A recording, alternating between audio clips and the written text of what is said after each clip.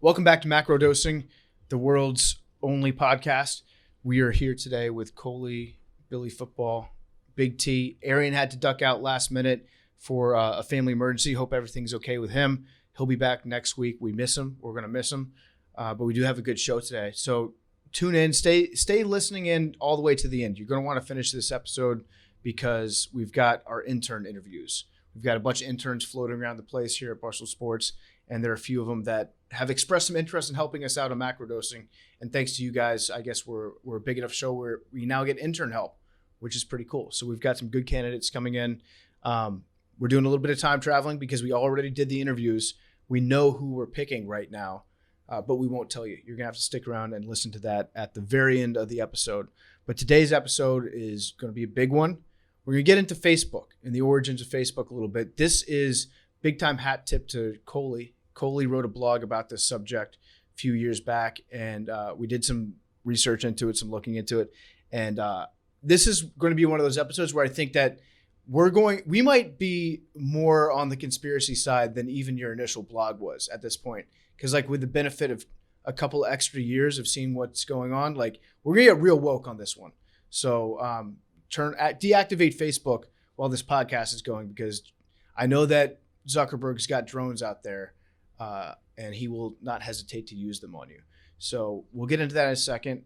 Before we do, guys, a little bit of crazy news out there today. Jeff Bezos announced that he's going to be going to outer space. He's going to take like that initial flight into outer space, and he's going to bring his brother on the flight with him. Where do you stand on this? Is this cool, or is this like ultimate midlife crisis? I just got a divorce. Space is the biggest divorce party trip you can ever go on. The ultimate man cave, the final frontier. Or do you think he's just being a nerd? I feel like his brother is on the hottest seat there ever was. Like you definitely can't go to jail for killing someone in space. We have no jurisdiction over that. That's a good point.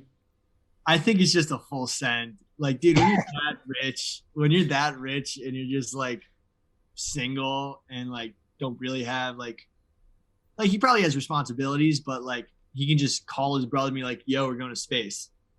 Like if you get that call, you're going. Yeah, you can't say no. It's actually like big time Hangover 9 vibes where like you wake up and you're in outer space, just on the mother of all benders with your bro. You're right though, he might kill. Like if he didn't have the temptation to murder his brother when they left Earth, by the time they're floating around in space, the thought will occur to Jeff Bezos, like, I've got all this power. What's the final step in proving that you're more powerful than God? Oh, I know, killing a man in space. I don't believe that there's such thing as, people say like billionaires shouldn't exist and all that. That's fake news. However, I do think there's something to be said for having so much money that like literally anything you could possibly ever imagine you could do. And like he's done whatever he wants. And now he just like his mind has nothing to aspire to anymore. Mm-hmm. So now he has to go to space or like, and who knows what's after that, because now he can do that. You know what I love about him though is like you can have all the money in the world. He's the richest person the earth has ever seen. That motherfucker's still bald. He doesn't look too bad. It's the great equalizer. Yeah. And like there's stuff he can do about that. I know your pal Joe Buck has like almost died at not being bald, but still, I mean, that's one of the things I respect about him. He was just like, you know what? I'm going to look exactly like Lex Luthor and I don't care. Yeah. So it'd also be a power move. I mean, taking it one step further, Coley, you go into outer space and you got your brother there. It seems to me like maybe the inverse is going on. So he's leaving space or he's leaving Earth with the one person that he probably trusts and loves the most. I think we're on the hot seat.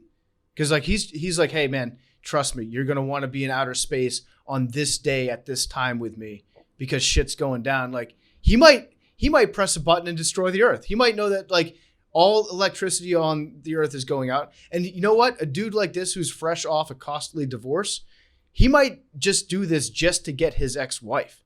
And he'll be like, you know what? We've got 7 billion people worth of collateral damage. That sucks, but I'm gonna get her. And me and my bro are just going to be floating around space for the rest of eternity. Like that is actually what I'm more concerned about. I don't think that the world's richest person should be able to take his brother on essentially just an alibi cruise and leave our entire country. We need that guy to be a stakeholder in planet Earth for as long as possible. If her name is Mackenzie, right? Mackenzie Bezos. Yeah. If she's like just the modern Helen of Troy, and Bezos and his clan are like the first ships to launch and ready to be about that action, like, yeah, it makes sense. Or he's just like, he watched The Simpsons because he has all this new free time, and he's like, this stealing the sun idea, there's some meat on this bone. I can really work in my favor. Now it's just going to be like Amazon Sun. We have to pay to use the sun. Do you think that there's like a small bit of his brain that is like, when you reach that level of wealth and power, that just kind of dares you to go ahead to the dark side?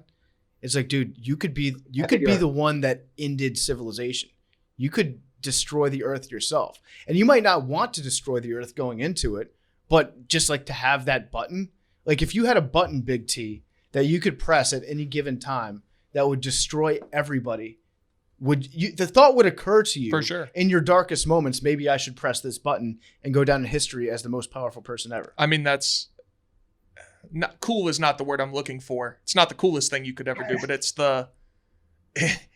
I don't know the word it would occur to me to push it. Yeah. It would have to. What about you, Billy? Dude, I think it's more of a fuck it, send it, like, I'm a billionaire, like, gotta start living life type thing. And I definitely think he's bringing edibles on this spaceship and going to be like the highest person to ever be in space, to ever be high. Think about it. I think he's just trying to get, like, it's not anything nefarious. He's just wanting to go up to space with his brother and like pop an edible and just be the highest person ever. I hope that he's high, because honestly, that sounds like the most boring time ever. Like going on an extended road trip with your brother and you can't even stop for combos and Mountain Dew. You're not like picking up tins of Skull along the way. That actually sounds super boring, is hanging out in space for a week with nothing to get you high, no TV, no sports, no daily fantasy. There was an astronaut that went to my high school, and he also went to University of Tennessee. And when he went to the International Space Station, he made them get SEC Network so that he could watch the Tennessee football games. I love it. But yeah, we do need to figure out if you can be arrested for murder in space murder. Who owns the International Space Station? It's a good question. Who polices the police? The UN. Yeah. Great question. And is it technically murder if you kill the entire planet and then you're the only one left alive? I mean, I think that takes any authority figures out of play. I think you become the law at that point. History is written by the winners. All right. So that's Amazon Space Takes. So let's jump right into what's going on here. Coley, you want to give us the background and how you came across this conspiracy theory? Yeah, so this was, if I remember correctly, the first installment of like season 2. I started writing conspiracy blogs the first spring after I was like really writing football for the website. And I just noticed the weekends died. And so I didn't really know what to do. And I just kind of like fell into wormholes, and like conspiracy stuff was just so fucking interesting. And I was like, I know I can pick a side here. Like, I know for every conspiracy I find, I can pick a side and argue it against the other. And once they got going, people would just feed me new ones. Like, oh, look into this one, look into this one. And then once I did the Denver airport, that's when people like every day were like, I have a conspiracy for you. And this one was like it was the day before I went to go write. Beso So Blanco tweeted me, got another good conspiracy theory for you to look into. The government created a website program called LifeLog where people could document their lives and the government could track it. The program ended on 2404, the same day Facebook was founded. So I read that and it was just like a big like a Mm-hmm. A little there's no coincidences, you know what I mean? It's just a little too on the nose for my liking. So of course I dig and I find like a Wired article and like, yeah, people were very much invested in this conspiracy. And And I think this was 2019. So that sounds like just about the time Facebook and all their data mining was really becoming a story. I might have that timeline off, but they were close for sure. Yeah, it was. I mean, there are no coincidences if it's like that tight of a timeline. Like, right. I actually am disappointed in the U.S. government for not covering their tracks a little bit better. This is some sloppy shit right here. I've been losing faith in the people that are in charge of keeping track of our conspiracies, because like I need you to manage this a little bit better, just for my own mental health. And I completely believe that there is something to this. And I did a little bit of research on life logging in general. Have you guys looked at that on the history of life logging? Yeah. So I looked. yeah, life logging is a thing. It goes back decades and decades. So there are people that have been just like writing down every single thing that they do in their life on their own, dating back to, I think, the 70s, probably even a little bit before that. But there was a dude that from 1972 to 1997, a guy named Robert Shields, he manually recorded 25 years of his life at 5-minute intervals. So he had a 37 million word diary that he kept just every 5 minutes writing something down. What an annoying guy to hang out with. Yeah. Dude. Is Bailey Carlin. He's essentially like imagine taking like your time out every single minute of every single day. You're thinking about what you're going to be writing down next. There's no way that you can have a good, like a positive relationship with somebody if you're just carrying around a notebook. You're getting on a plane, you have to make sure that you have your pencil and your paper ready to go. This guy sucks. I'm just going to go on record and say that Robert Shields sucks. I think you actually hit on something really interesting there, though, when you said the thing about Bailey. Like, obviously, that was a joke, but like, there are people who do that now. Like, it's far more accessible and easy to do that. But there are people who every 10, 15 minutes just fire off whatever inane thought comes into their head. Not that Bailey's tweets are inane. I love Bailey. Mm-hmm. But just, it's so accessible now that people do that. Yeah. Actually, every 5 minutes there are definitely people out there that tweet more frequently than every 5 minutes. Oh yeah. We all have like reply guys that tweet the second after we send something. So we know there are people who are extreme. Kevin Durant, just extremely online individuals who cannot stop tracking their every waking breath. Yeah. Billy, do you have a black eye? Yeah. What happened? Were you just not going to address that? It honestly isn't really even that interesting, the story. We'll be the judge of that. It was just me and my buddies like wrestling in a pool. And like then later that night, it was like, oh, you have a black eye. I was like, oh. So you don't remember? You blacked out and you I woke didn't black up. eye. I don't know at what point of the wrestling the black eye occurred. Billy, I don't know. Obviously, I've never met any of your friends. Are you the one who initiates the wrestling? It's a group culture. That makes sense. Nothing weird. Like, yeah, oh, you and your buddies wrestle? Like, yeah, we were graduating. It's the last time we were going to be in those types of places where you can wrestle each other with no... Yeah, for sure. Yeah, so, yeah, I was wrestling. Were you hoping that it was going to break your nose and flatten it out a little bit? Hopefully it was going to break it the other way to unblock the one nostril I got messed up before. So it sounds like you caught an elbow in a pool. We've all been there. Yeah. It's nothing like, no, I did not get into a fight. No, like it's not even that big. It's like fine. Is Whitey abusing you? No, he's doing quite the opposite. Okay. But yeah. Getting abused. Yeah. He's fucking you. He's either fucking you or he's getting abused. Those are the two options you have for polar opposite. Now, let me tell you about one of our amazing sponsors that everyone at the office adores, 3Chi. 3Chi is the industry leader in Delta-8 THC products.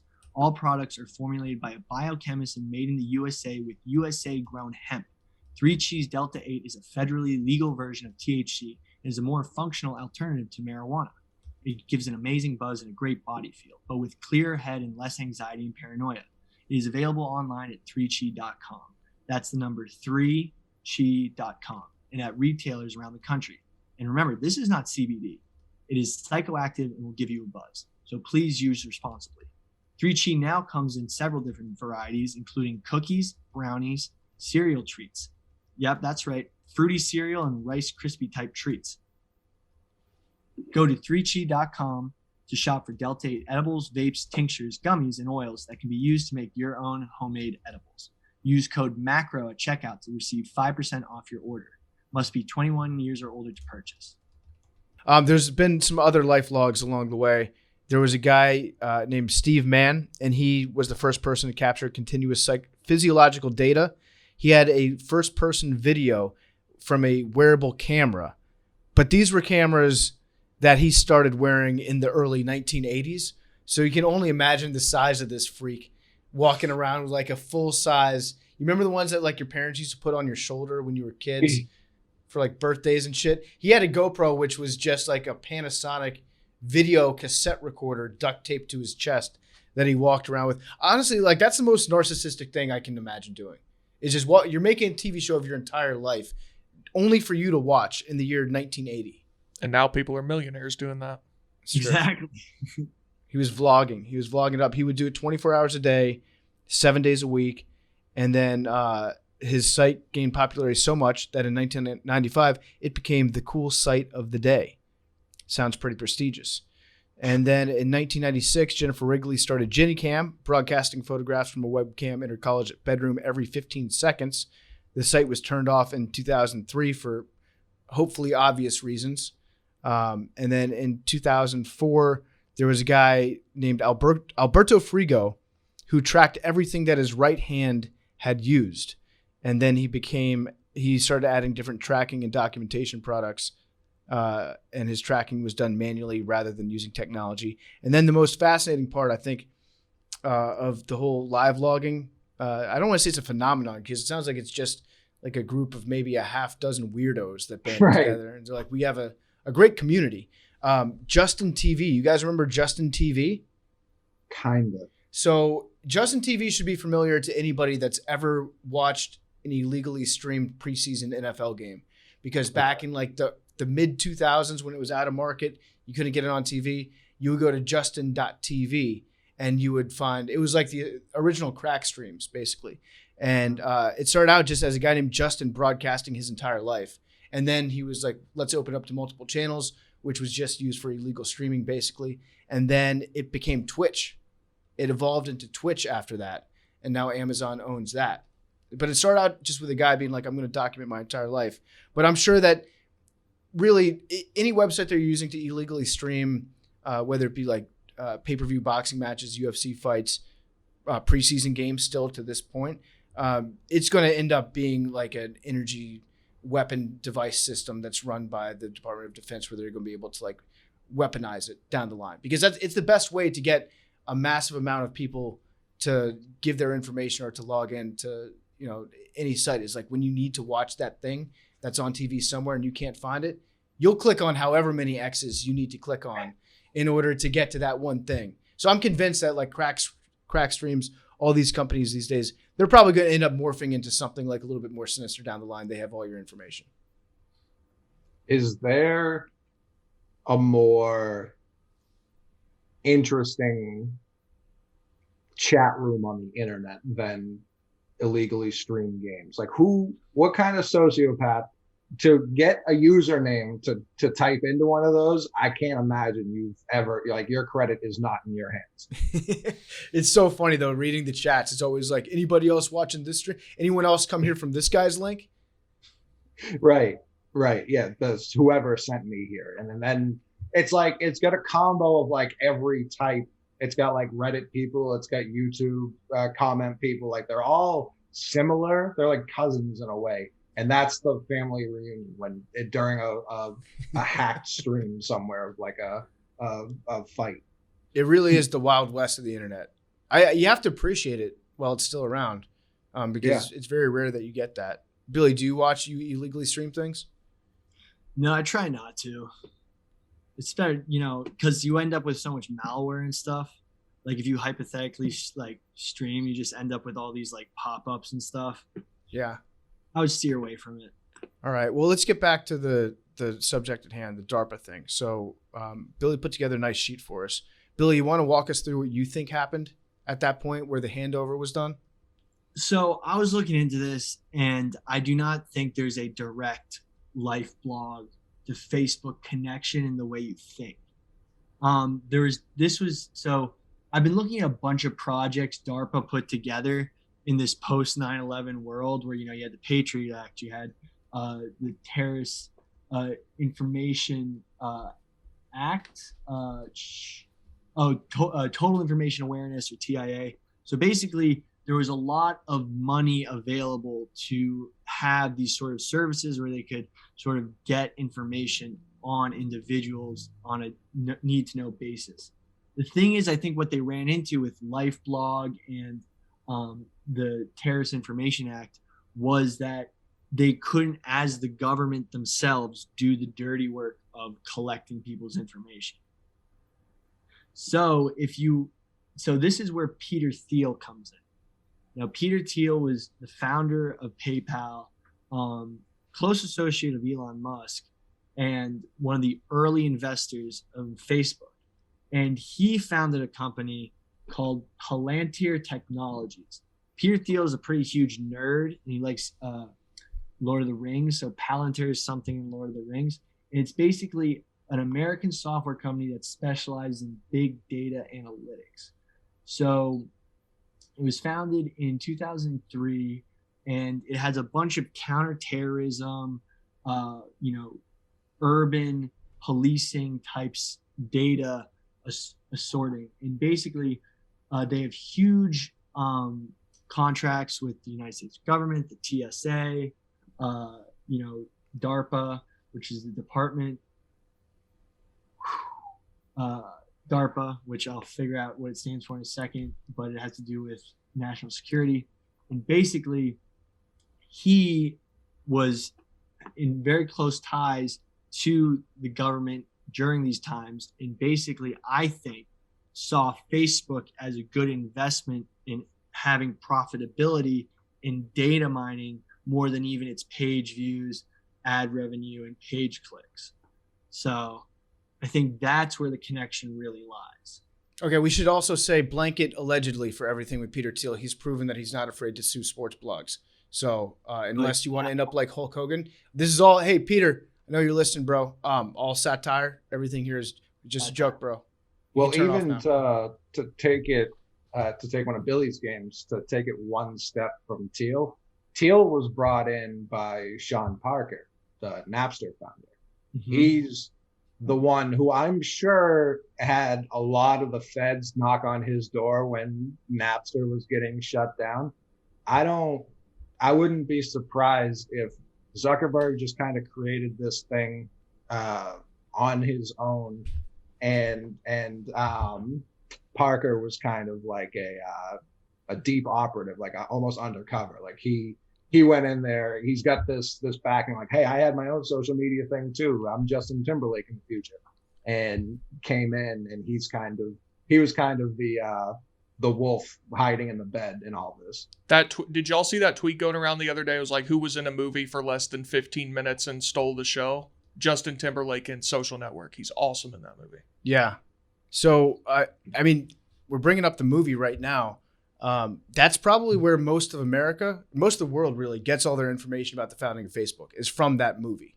It's become like the canon in terms of how Facebook got started. And we all know that Hollywood is deeply in bed with a lot of various government agencies. They can put out propaganda in a movie within you give them 6 months in Hollywood, and they will write a screenplay and get it produced for whatever they're being told to produce it for. That's not really conspiracy. That's happened hundreds and hundreds of times over the years.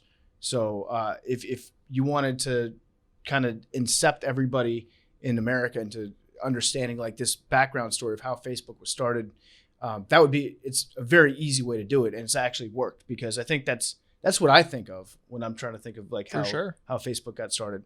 But in reality, it was just like, it's a book and a movie that was it was put upon us by actually Aaron Sorkin, who is definitely, he's a good writer, but he is absolutely the kind of guy that would serve whatever master was cutting his paychecks for him. Mm-hmm. So what we know from the Social Network and the history that we're told about Facebook is it got started because Mark Zuckerberg wanted to make a website where he could see how hot people were at college, right? It was very bro-esque. Yeah, he was like mad at his ex-girlfriend or something. That's how the movie starts. It was a rating, basically like face smash or whatever. So you're like hot or not, basically. It was hot or not, right? Yeah. It was essentially hot or not. And so it turned from that into this kind of underground thing that started up in the New England area and then spread from campus to campus. And it was primarily used by college kids for the next probably like 4 or 5 years before it started aging out by kids graduating from college. They took it into their workplace. They became friends with their coworkers at work. Some of their managers started getting on Facebook to connect with those kids. And then it just kind of got older and older until the boomers got a hold of it and ruined the entire thing. And now Facebook is it's a trash wasteland. But it's done a great job of really just expanding over the years organically. And now they have like, I don't know, how many current users does Facebook have right now, Billy? Do you know? I think it's 1.7 billion. It's more than that. And then I know that Zuckerberg was paying for drones to fly over Africa to deliver Wi-Fi to more people who use WhatsApp so that they could in turn also sign up for Facebook accounts. They also own Instagram. So people like me who are like, fuck Facebook, I'm off Facebook. Let me just go cruise the gram for a little bit. Yeah. They got some sick filters over there. Facebook has 2.9 billion monthly active users. Yeah. I'm looking at the stat from 2020. That's 1.69 billion. That's probably daily. Oh, Jesus. Yeah. So at that point where Zuckerberg takes over, Billy, what do you think was actually happening? Where do you think it became a more like when do you think they started to put plans in place to harvest data from their users? Well, I think when Zuckerberg was pitching this app and this website to big capital, like venture capital firms, right? Like a lot of these guys are seeing like, oh, like this is what it is. Like, is there any other ways we can really make money off of this? Maybe not in the start, but in the future. And like, if you look at a company like Tesla turns a profit not from selling cars, but for selling these carbon credits to other car companies, because they get all the credits because they produce zero emissions. So the government pays them these credits, and then they sell those credits to other car companies who don't have as much electrical cars and carbon reducing emission types things. So that's like how Tesla makes its money right now, because it's not that big of a car manufacturer and as cost effective as they want it to be. So if you see something like Facebook and realize that it has a whole nother way to be profitable than its actual intended purpose, then that catches someone like Peter Thiel's eye to invest in it in the early stages. Mm-hmm. So I think it really, if you look at Sean Parker, he was Facebook's first president, he had a history with the CIA, who he got recruited at 16 because he was hacking corporate and military databases. I think the integration was very early on, if there was anything going on, the way that they could basically not only provide this service in Facebook in face value, provide this service, which is what we know as Facebook, but also to start developing these data gathering ways that LifeLog wanted to execute but couldn't as a government entity. That only the private sector could get you to sign off on. So to do a quick reset here, what we have is we have a known CIA asset at one point in his life, essentially teaming up with somebody who had started a company whose mission was to collect data on as many people as possible, who was also receiving funding from someone who ran several different defense contracting organizations. And they were investing in this company that was started on the same day that a government program that was designed to collect as much information about as many people as possible was shut down. Mm-hmm. Now, Exactly. That's where we're at. I just want to I want to say that out loud because like there are a lot of sentences that we're saying in this podcast right now, but like you got to distill it down to that. And that would be a pretty big coincidence if that were true. Now, I have a question about LifeLog. This was designed to be a social network, right? Like when it says a data collection program, it was like they wanted people to do it voluntarily, correct? Like it was like you would log on and say, I did XYZ. Yeah. From that Wired article, LifeLog aimed to gather in a single place just about everything an individual says, sees, or does. The phone calls made, the TV shows watched, the magazines read, the plane tickets bought, the emails sent and received. So that's where I get confused when it says like phone calls, plane tickets, stuff like that.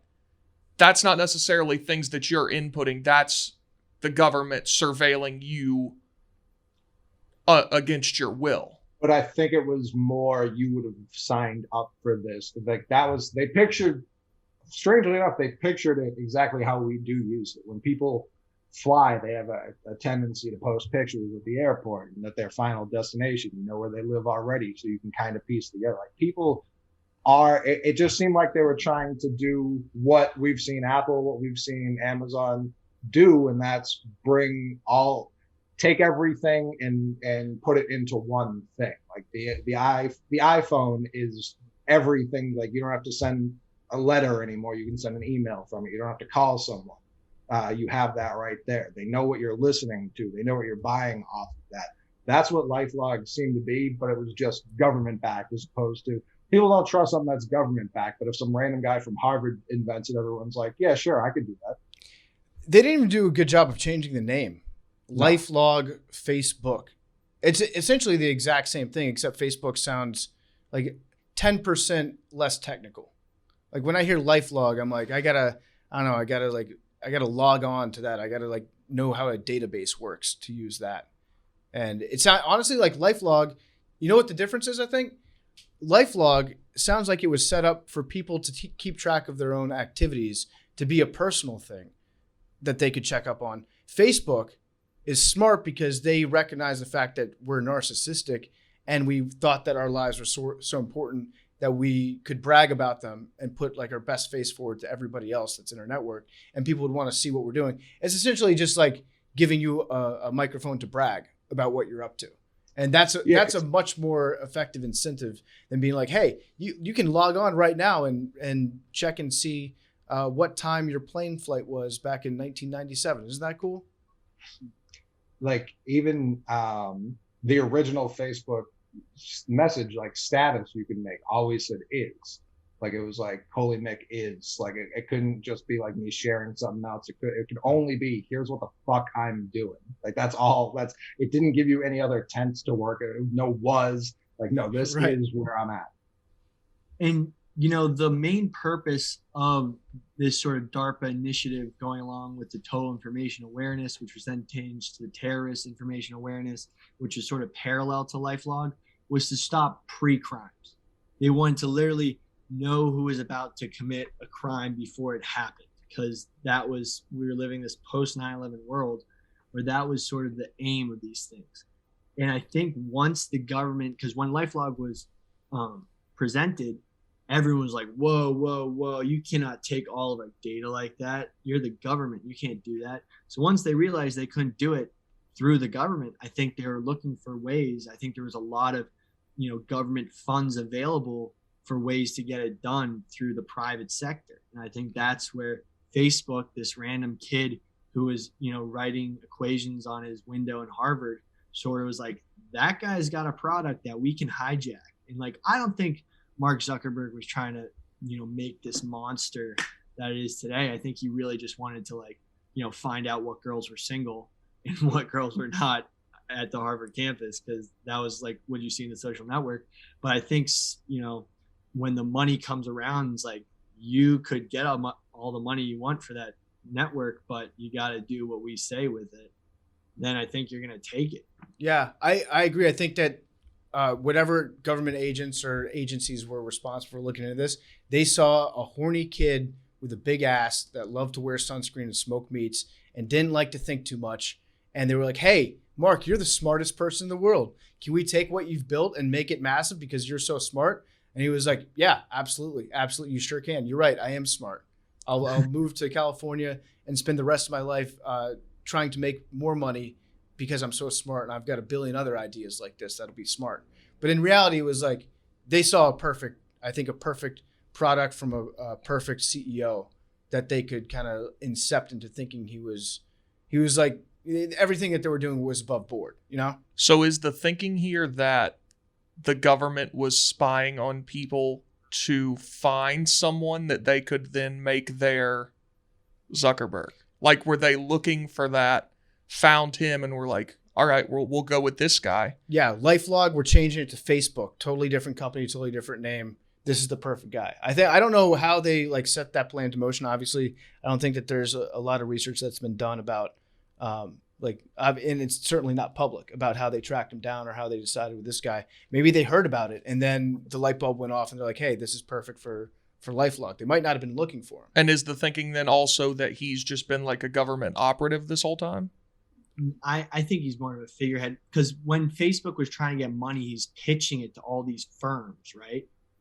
And when you're throwing it out there that much, a guy like Peter Thiel's like, hey, buddy, like, you know, he was dealing with the government before with Palantir. And I'm not saying he has any nefarious ideas besides making money. And he's like, if I put my money in this now, when they finally get to the user base where they can really start selling the data, I'm going to really cash out.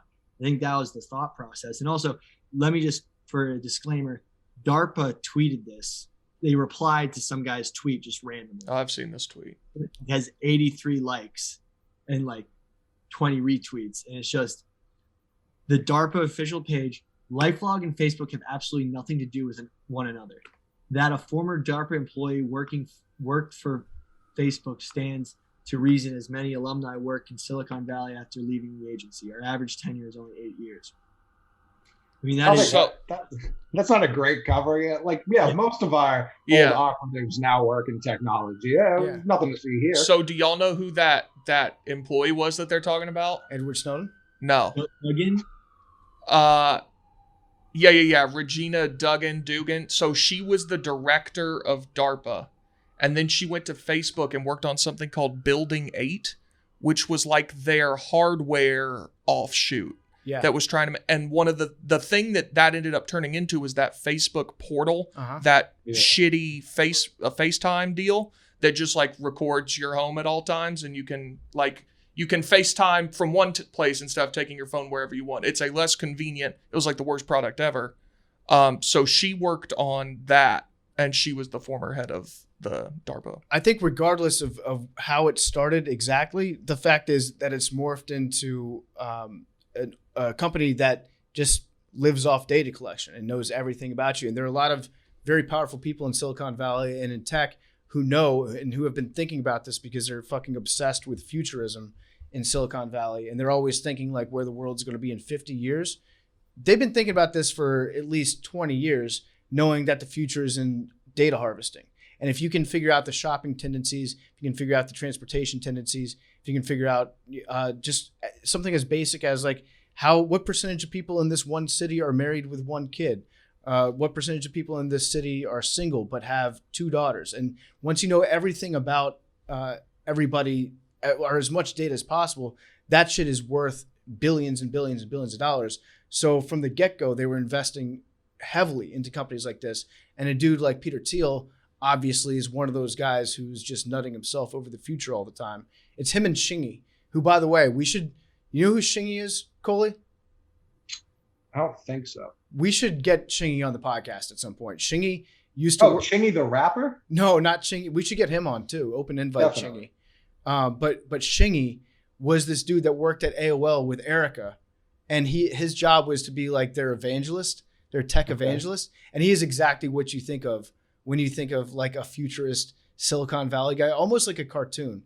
He wears like leather. He's got like spiked hair, like that old VJ Jesse from MTV. He reminds me a lot of the dude from Grandma's Boy that walks around with the metal legs, the robot legs. That's essentially what Shingy was. We need to talk to him. Put that in the tickler file. Get Shingy on the podcast. But I think that they knew that data harvesting and the more data that you can collect on somebody really is invaluable. And that's not only for like American corporations, but also for the government. If you can have all this shit ready to go, like you're going to control the world. So it was like a gold rush back then of let's invest in as many companies as we can that we think might be a data play in the future. And Facebook ended up being the one that was the home run for them by far, because it did play into people's narcissism and they were willing to give up all the information on their own as opposed to making somebody come in and get it. But one of you guys was bringing up like security, national security, like trying to prevent the next 9/11.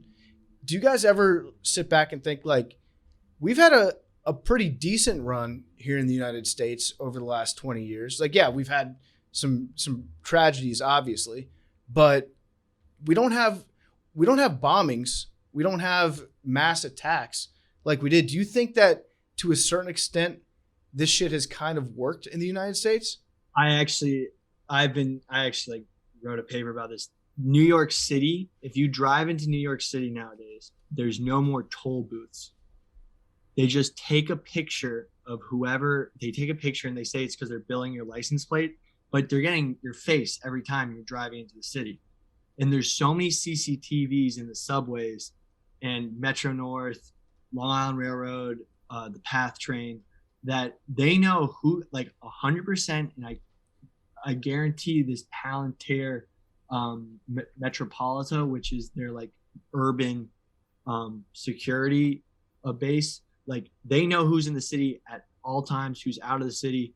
And also they do that with international travel. If you enter the country, you get a picture of your face done every day. The facial recognition technology that's been going on has been insane, like for the past 20 years. So I get like, you know, honestly, are they taking our data? Yes.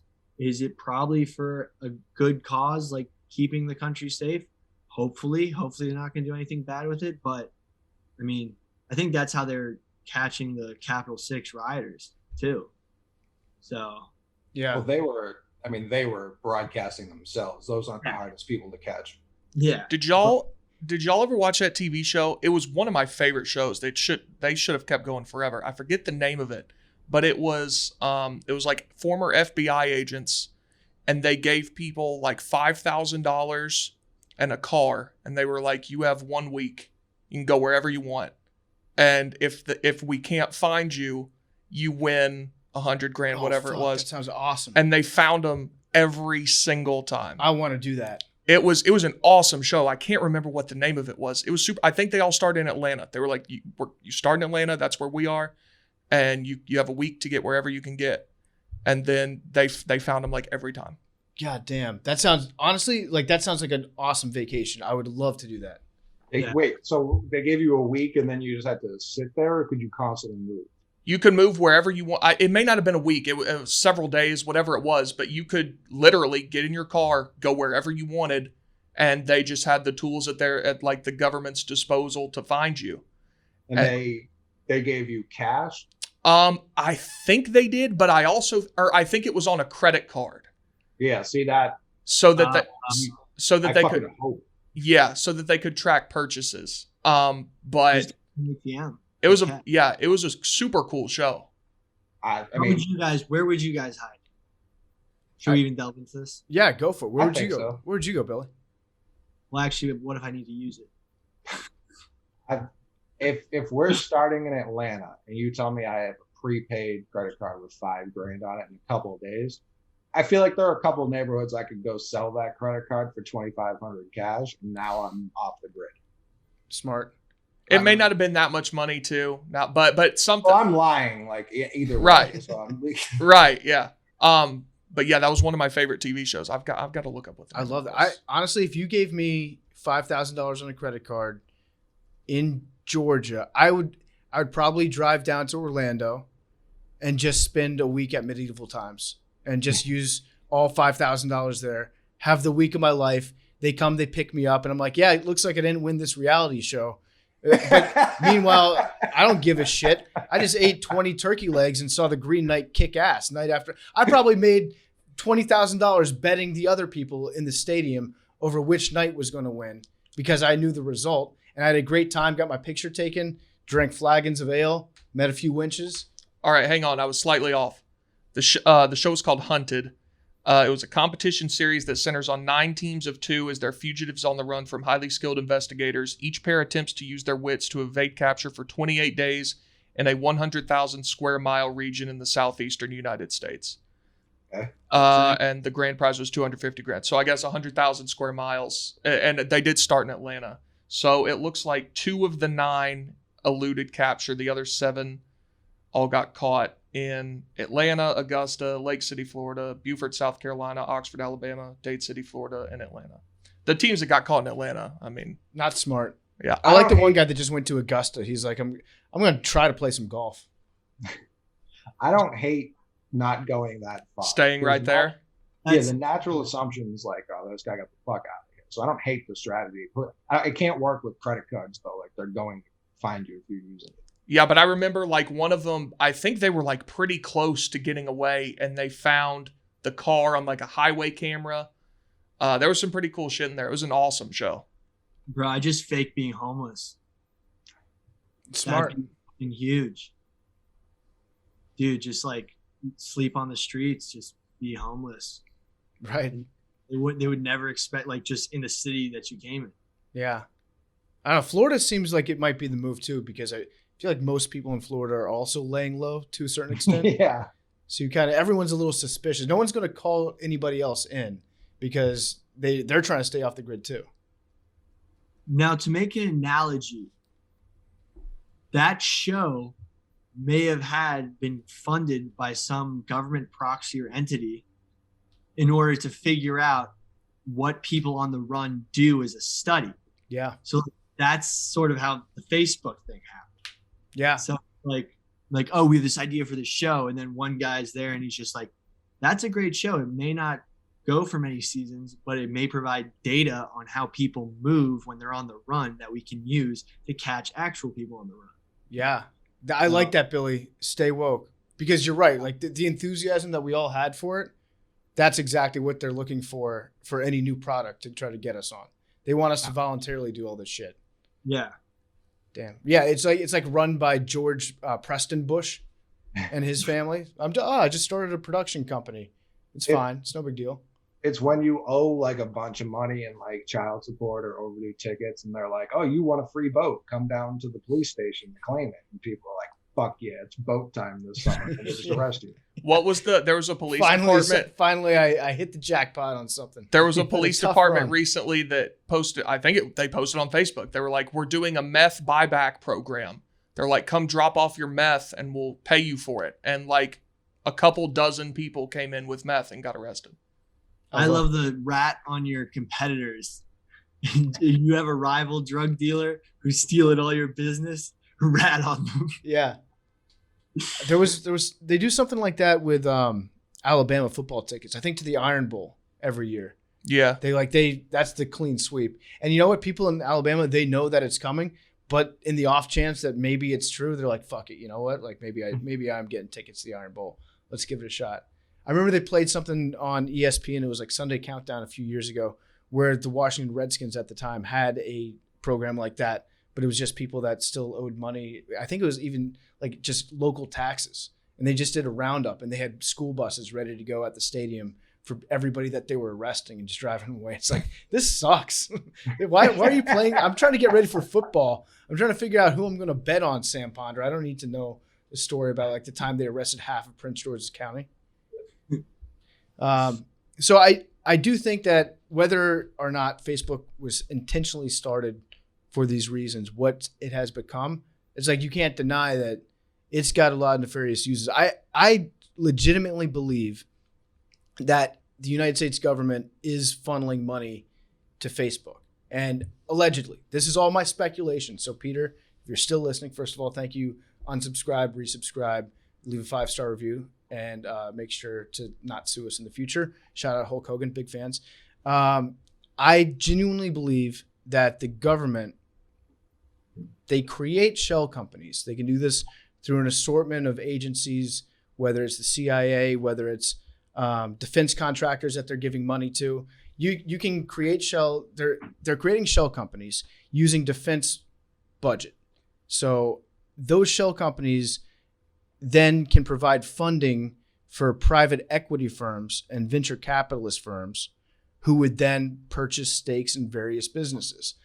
So what you've got is essentially the United States, your tax dollars, government budget, being funneled into a private equity firm that then can invest in any number of business. If it's like a restaurant, a hotel, oil companies, venues, real estate, food production, whatever it is, they're giving money to these companies who then pay Facebook for whether it be like advertising. I don't know what line item that would come off of, but marketing or advertising, where these companies are paying Facebook to access some data and figure out how to micro target certain audiences. And then those companies that are doing business with Facebook probably have a handshake agreement with whatever government agency that they agree to share the data that they've gotten from Facebook using legal means and targeted ads and microdata and things like that. They can just pass that directly along to whatever government agency needs your information.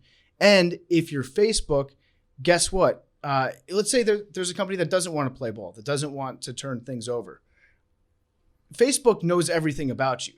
They know all your messaging history. So if you've got like a 58-year-old CEO of a real estate company that won't share information about the tenants that they have, their comings and goings, how long they've lived there, what rent they pay, do they pay in a check? If so, what's the bank account listed on that check, et cetera, et cetera. If they don't want to play along with that, guess what? Facebook can just be like, hey, we know about the time that you messaged your high school girlfriend and asked to meet up with her at the local Holiday Inn. It'd be a real shame if your wife and kids and all your shareholders were to find out about that, and then you get fired and destroy your life. Like, there are ways of pressuring people that go in that direction. And I firmly believe that even if there's no like contractual agreement between a company that says we are the United States government and Facebook to get whatever information they want all the time, there are hundreds and hundreds of ways that they can get around that using shell companies where all that shit can be provided. Like Facebook, everything that you've shared with Facebook, the government will have access to one way or another. There's no two ways about it. I actually don't think they even need to press someone for that information anymore. I think what they do is they look at the GPS information around that building, which matches up to which users, and they know who's in the building. All their things, like, for example, so they don't even need to know they don't even need to press anybody for that information because they already have it.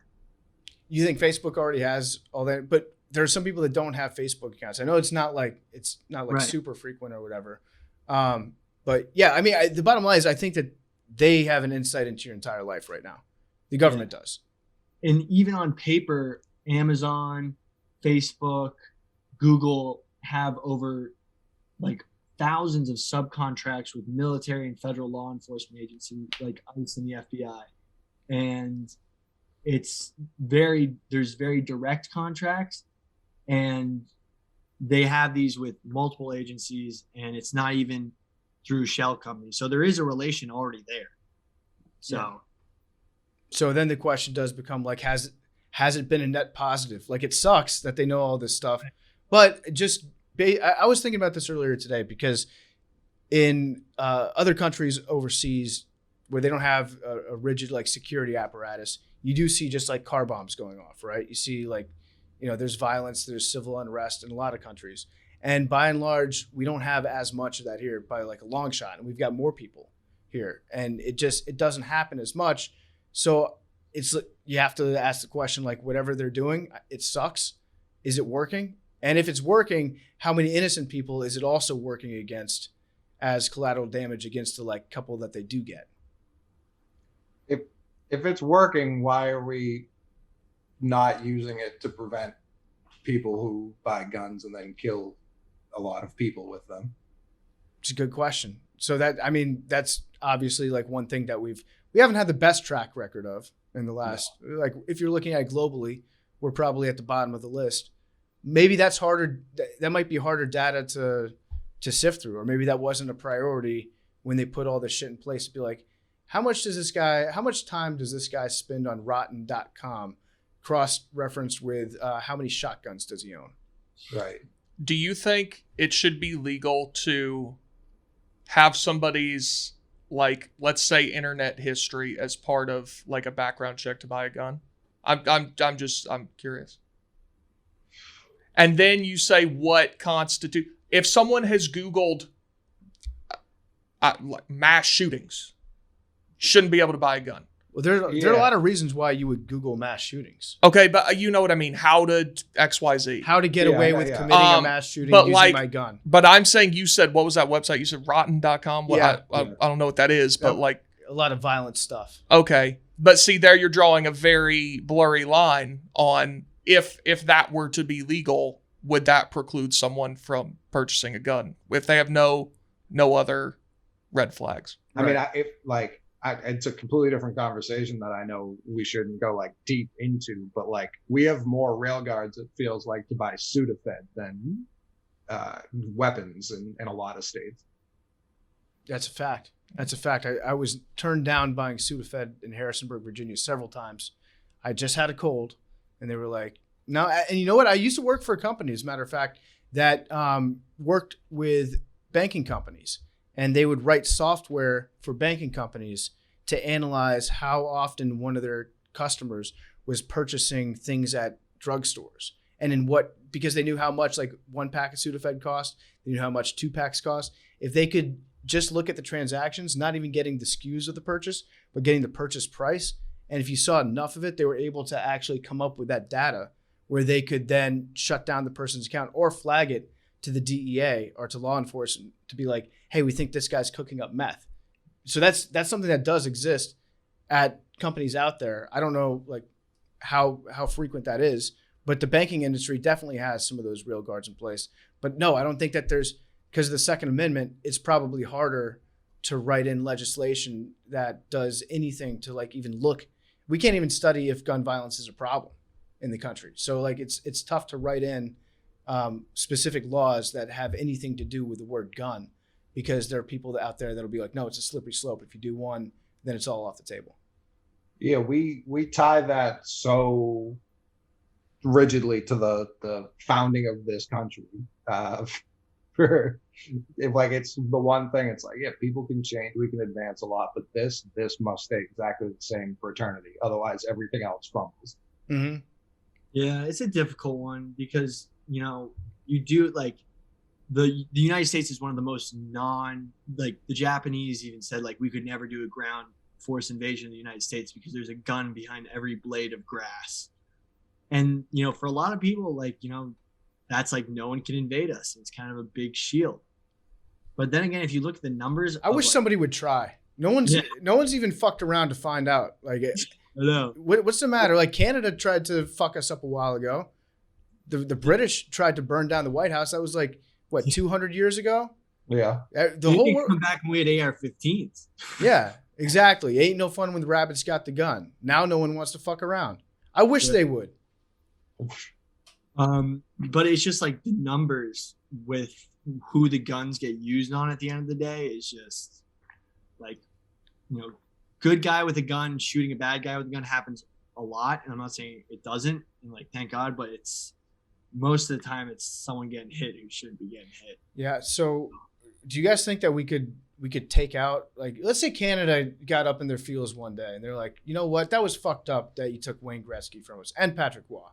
We're coming down there. We're going to fuck your shit up. How far down do you think they make it before they either get decimated or they just turn back? Bro, those Mounties those Mounties won't make it past Vermont. You think Vermont would fuck them up? Dude, there's a lot of guns in Vermont for how blue of a state it is. Yeah, they'd get to the woods of like Minnesota, Wisconsin and turn around. Yeah, because I think that they're like, I don't think they'd even fuck around with Vermont because there's too many mountains there. So they wouldn't try to go over that. They would probably, if you were Canada, you had to do a land invasion of the United States. What are you doing? Like sailing your like ice fishing boats across Lake Superior? What are you doing? Probably North Dakota, right? In North Dakota, Montana, states like that, that's where you're going to try, because it's so few people that you can maybe get a bulge in, but there's not much you could do after that. There's so many militias in those states though. And those, like, I don't even think there's U.S. Army bases there because they're like, we have a ton of dudes who shoot stuff in the backyard for fun. Like, we don't have to worry about that. They're waiting. They're watching vigilantly. Yes, they want a reason. Like, no one's invading Idaho. I'll put it that way. No, that invasion would be over before it started. So they'd probably come down through I'm going to say Montana into Wyoming. that puts them on a crash course with Denver. And Denver would fuck them up because, as we've discussed, that's the home of the NORAD, right, Billy? Yeah. No, and that's heavily. I mean, realistically, the Air Force is bombing any invading force. Honestly, we don't have real wars anymore. Yeah, no, I remember. I asked a previously named coworker in this podcast, like, what if we just stopped putting all of our money into advancing war technology and just went back to hand-to-hand combat? And he was like, that's a bad idea for us. I was like, is it? Like, is there a reason war can't be civil in the future? Like, why can't it just be like, you know what, Russia and the United States have a disagreement. We nominate Billy Football. Who's your challenger? Fist fight, 10 rounds. That's how we'd solve this. Like, no need to kill millions of people. Like, just one-on-one. You win, great. We're wrong then. We win, you're wrong. Yeah. Dude, nukes have changed the game of war. Yeah. Dude, like, You said it. nukes like automated like tough guys. Like, Yeah, it's like sabermetrics in Yeah. football. Fucking Exactly. nerds can win wars now.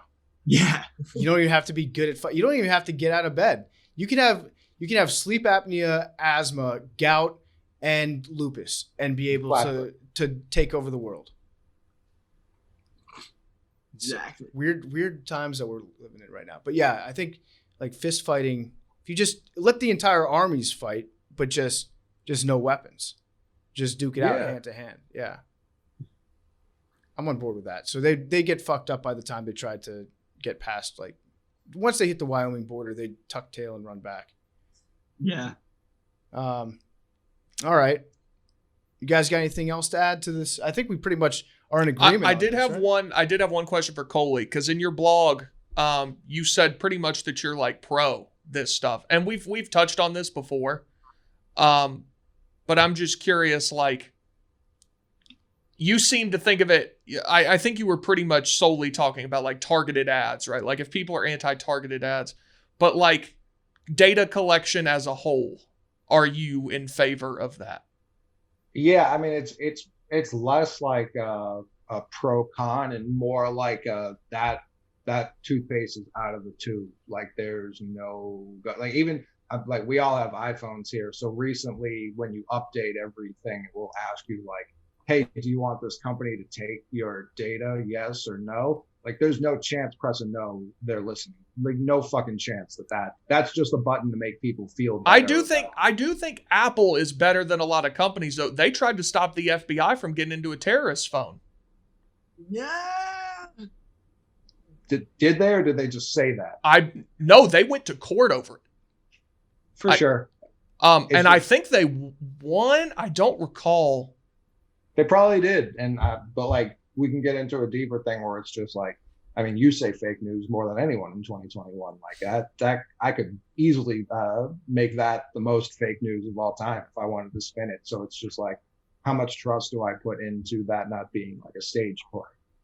And you know, Apple might be selling data to other entities outside of the United States. Yeah, like Steve Jobs. I trusted that shithead Steve Jobs. He was enough of like an asshole to everybody that I actually respected it. I think that he would probably rather be killed than hand over like a hard drive to a federal agency. This new guy, I don't know what he's all about. I don't trust. Yeah. Unless you're wearing the same turtleneck every day and buying a new car every 29 days, so you never have to get a license plate like Steve Jobs, I don't trust you to run all my shit. But you know what I'm still doing? I'm still using an iPhone every day. And they definitely, if they didn't have all my information before Pokemon Go came out and I was taking videos of my house using some app and sending it directly to Apple and to China, they have everything now. So I'm a sucker. What can I say? There's just like, I don't know. I definitely understand people who are super anti data collection and things like that. I'm very lazy at the end of the day. Like I can talk a big game, but I'm very lazy. So if they want to spoon feed me as much of the shit I like as they know I like, I'm all on board. Remember, one of the best things about capitalism is that usually at the end of the day, people are just trying to make money. Like there's no like dark scheme. They just want to like get as much money out of you. So if that's any source of comfort, they just want you to buy as much shit as you can. The government, well, I'm not talking about Amazon. The government has plenty of money. But they still want to collect your data. And it ain't to sell you anything. They're already the product they sell you is built in when you get a job. They just take it. Well, like the fucking blog said, like most of us aren't doing anything interesting enough. That's the biggest fallacy though. No. Like that's how they instill in you like, oh, it's not a big deal. I'm not doing anything wrong. I'm not interesting. No, you are. That's why they want it. No, this was my point on the AI episode. We're in too deep. What are we going to do? You and me, are we going to stop the government from data mining? No. But we're on a show right now that's going to be listened to by tens of thousands of people. More than that, Big T. Have some respect for yourself. I'm not privy to the numbers. They don't share that with me. But however many people listen to this show, you have an opportunity to say something that a lot of people will hear and potentially impact their opinion on important things like this. All right. The people listening, you're also not interesting. Yeah. It's the sad truth. You know what?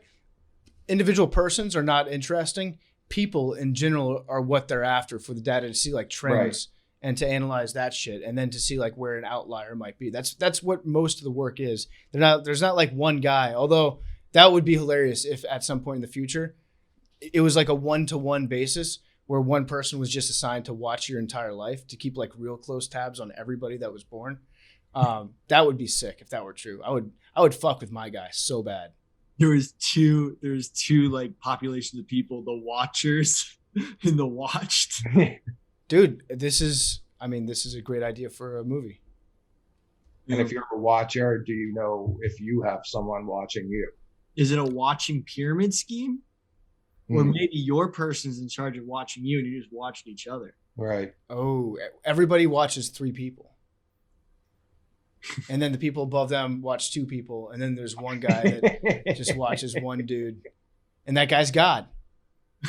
Maybe that's like in the early 2000s, all television programming kind of pivoted from scripted to reality. Maybe that was just an easier way for us to watch everyone.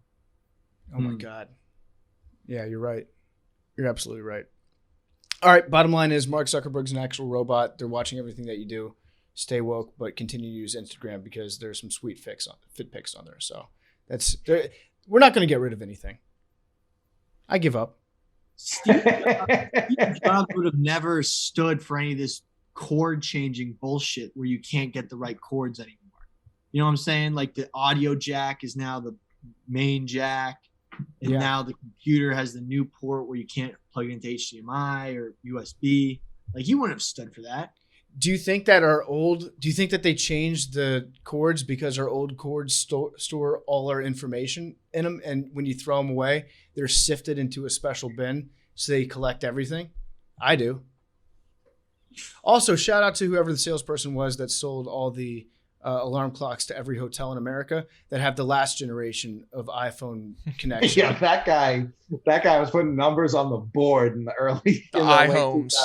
Yeah, and especially garbage time. Like that guy is the junk stats king of the sales industry because 2012 he was unloading his last inventory and he was like, I got to get rid of all this shit because in 6 months they're going to change everything. Can't sell anything. That dude is the man in crunch time. He makes like Matt Schaub look like a sucker for the numbers he was putting up. He was Reggie Miller 9 points in 8 seconds. That's what he was. Yeah. That's what he was getting accomplished out there. Or 8 and 9. Sorry. Yeah. All right. Anything else? Anybody? Shout out to the government. We love you guys. We don't. Love you, government. Love you. Arian would be sick if he could have heard the end of this episode. I know. I do want to get his takes on it at the start of next week's episode because I'm sure he'll have something to say. But yeah. I've reached a point where I'm like a little bit resigned to everything. I'm still not using Facebook because I feel like you can limit what they have access to a certain point just because I use Instagram. I'm sure they have my location. They've got my history of posting. They've got any messages that I've sent. I'm 100% sure about all that. But I'm not like checking in places on Facebook. I'm not liking local businesses or putting up pictures of my family or anything like that. So that stuff is mostly away from them. That's how I'm doing my part in that way by posting 50% less frequently. All right, guys, kick off your summer in style with the brand that's reinventing men's basics, and that's Mack Weldon. Mack Weldon is so much more than just underwear. Their full collection includes t-shirts, polos, button-ups, shorts, pants. Now they got swim trunks, everything you could want, so much more. They've got light and breathable fabric technology. Mack Weldon keeps you cool and comfortable all summer. From work to working out, happy hour to playing with your kids, Mack Weldon has men's essentials for whatever your day includes. They've got these new swim trunks for this summer. They look awesome. They've got the Vesper Polo, the Maverick Tech Chino. Those pants look slick. My favorite part, they've got the belt loop in the back. It's an X. It just looks sick. I've never seen that before. I like those. You can dive into Mack Weldon's swim line with trunk and board short options that are quick to dry and have 4-way stretch fabric. When you're not in the pool, Mack Weldon's new Maverick Tech Chino and Radius Short, those pants I just talked about, the perfect additions to your summer wardrobe. They'll keep you comfortable so you can confidently power through your most active days. Mack Weldon also has a free loyalty program called Weldon Blue. Once you get to level 1, you're going to have free shipping for life. Once you reach level 2, when you spend $200, you're going to get 20% off every order for the next year. Stay cool this summer and look great doing it with the all-new collections and men's essentials from Mack Weldon. And for 20% off your first order, you're going to visit mackweldon.com/dose. You're also going to enter promo code DOSE. That's mackweldon.com/DOSE, promo code DOSE, and that's going to get you 20% off. Mack Weldon, reinventing men's basics. I don't Did know you any guys of know these the kids. game Indian Reservation? Know the game what? Indian Reservation. Sounds racist. Say that, yeah. It's where you we can change the name of it, but it's like you take 3 random words, have the people word associate from the first to the second, second to the third, and then third back to native reservation. But we could make it like mushrooms, What? like something else. Native reservation came in there? Right. So basically give me 3 random words that are totally unrelated. Okay. Frogs, Mm-hmm. smelling salts, Perfect. quitting your part-time job. Perfect. So frogs, amphibians, animals, biology, science, chemistry, chemicals, salt. Salts, is that a good connection? You Is that probably fair? could have gotten there faster, but yeah. Salts, smelling salts, amphetamine salts, drugs, unemployment, quitting your part-time job, getting a full-time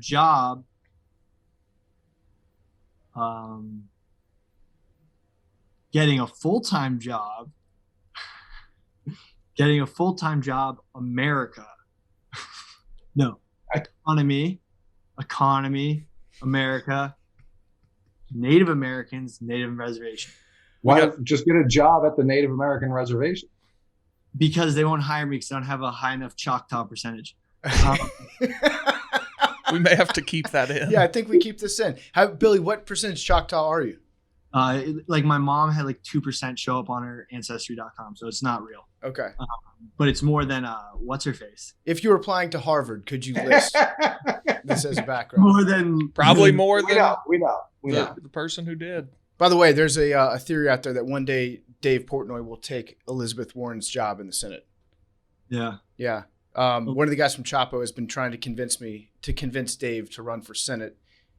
Just using his existing platform and his ideals, but just running slightly to the left of Elizabeth Warren on healthcare, and that's it. And then they remain convinced that Dave can be a senator from Massachusetts. I don't even think he has to. I don't think he has to do anything. I think if he just showed up and was like, "Hey, you can vote for me," I think that would be enough. Yeah, probably. It's too much of a pay cut. That's true. Well, I just no pay cut on the books. Sure. Yeah. I just Googled, what do y'all think the senator's salary has been the same since 2009? What do y'all think it is? I think it's 210,000. 174. The salaries don't even matter. It's the fucking lobbyist money. Yeah, so randomly, I'm sure legalized sports gambling would take effect in Massachusetts very quickly after Yeah. Dave would become a I could senator. see that. Yeah. Big T, can you plug this in real quick?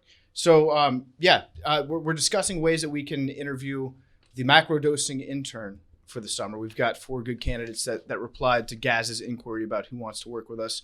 We'll figure out which one is right for us. They're going to be coming up here in a couple minutes. I like that idea, Billy. I like the idea of but let's figure out a different thing to tie it back into. Right. I mean, that's just the one I heard. Well, I'm just curious where the Native American reservation part came. That seems like a completely arbitrary endpoint, but that's fine. I have no idea. Okay, how about we tie it back into just make it macrodosing. Into macrodosing? Yeah. Or just like psychedelics. Okay. I was thinking Bill Walton. Yeah. Okay. Coley, done. Tie it back into Bill Walton. That would actually be easier than I would think, because you can tie anything to Bill Walton. Definitely. I'm sure Bill Walton has ranted about just about everything on the air. Yeah. You know that thing that you can do where you can just type in Tom Brodude and then any word, any noun, and there will be like 7 hilarious tweets. Yeah. I think I have only one of those, and that's the word piss. I was looking up PFT commenter piss yesterday because I was trying to find the video of me and Donnie getting pissed on ourselves in Hong Kong. I didn't find that, but I just scrolled through like 6 pages of my own tweets just talking about piss. Not to brag, most of them were bangers. That's probably my specialties. Yeah, just talk about urine. Billy, what do you think your specialty would be? What if I'm going to do that with Billy right now? Actually, What? give me any noun. Somebody give me a noun, and I'm going to search it for Billy hot takes. Shirt. Billy hot takes shirt. All right, let's see what comes up here. Let's just say the fam really popped off, and I'm going to be rocking some A1 flannels and rugby shirts in the new year. Sunglasses emoji. Is that from Christmas? That's from Christmas, yeah. Love that. For May 8th, 2020, how beast is this shirt? And it's a Lemmy shirt, just a Motorhead t-shirt. That's pretty cool. I made a TikTok. I do not want to be a TikToker. I promise I will never dance on it or take my shirt off. I want to post grilling vids or like stuff I think is cool as fuck. That's pretty cool. I think those are your only shirt takes. Yeah. Start the weekend off right. Just hit buys and tries and feel like a beast. Hashtag arm farm. There's not even the word shirt in there, but the algorithm got you. It knew what you were talking about. So any other questions that we have for these guys? Yeah, I want, like, all of us have our own unique beliefs unto each one of us. So I want to know, like, what's the craziest thing they believe to be true? Because if these people can't, like, have some outside the box beliefs, we know they're not a right match for us. Yeah. I need to see evidence of them being weird in one way or another. Yeah. Yeah. Agreed. What about you, Big T? What are you looking for? Are you looking for somebody who has a law degree that might be able to defend you in some upcoming murder trial? I don't plan on being in any of those, but if it might not hurt. That's just a lie. You do plan. You spend every waking moment of your life planning what if. First of all, no, because by saying I plan, you just may have taken something up a degree.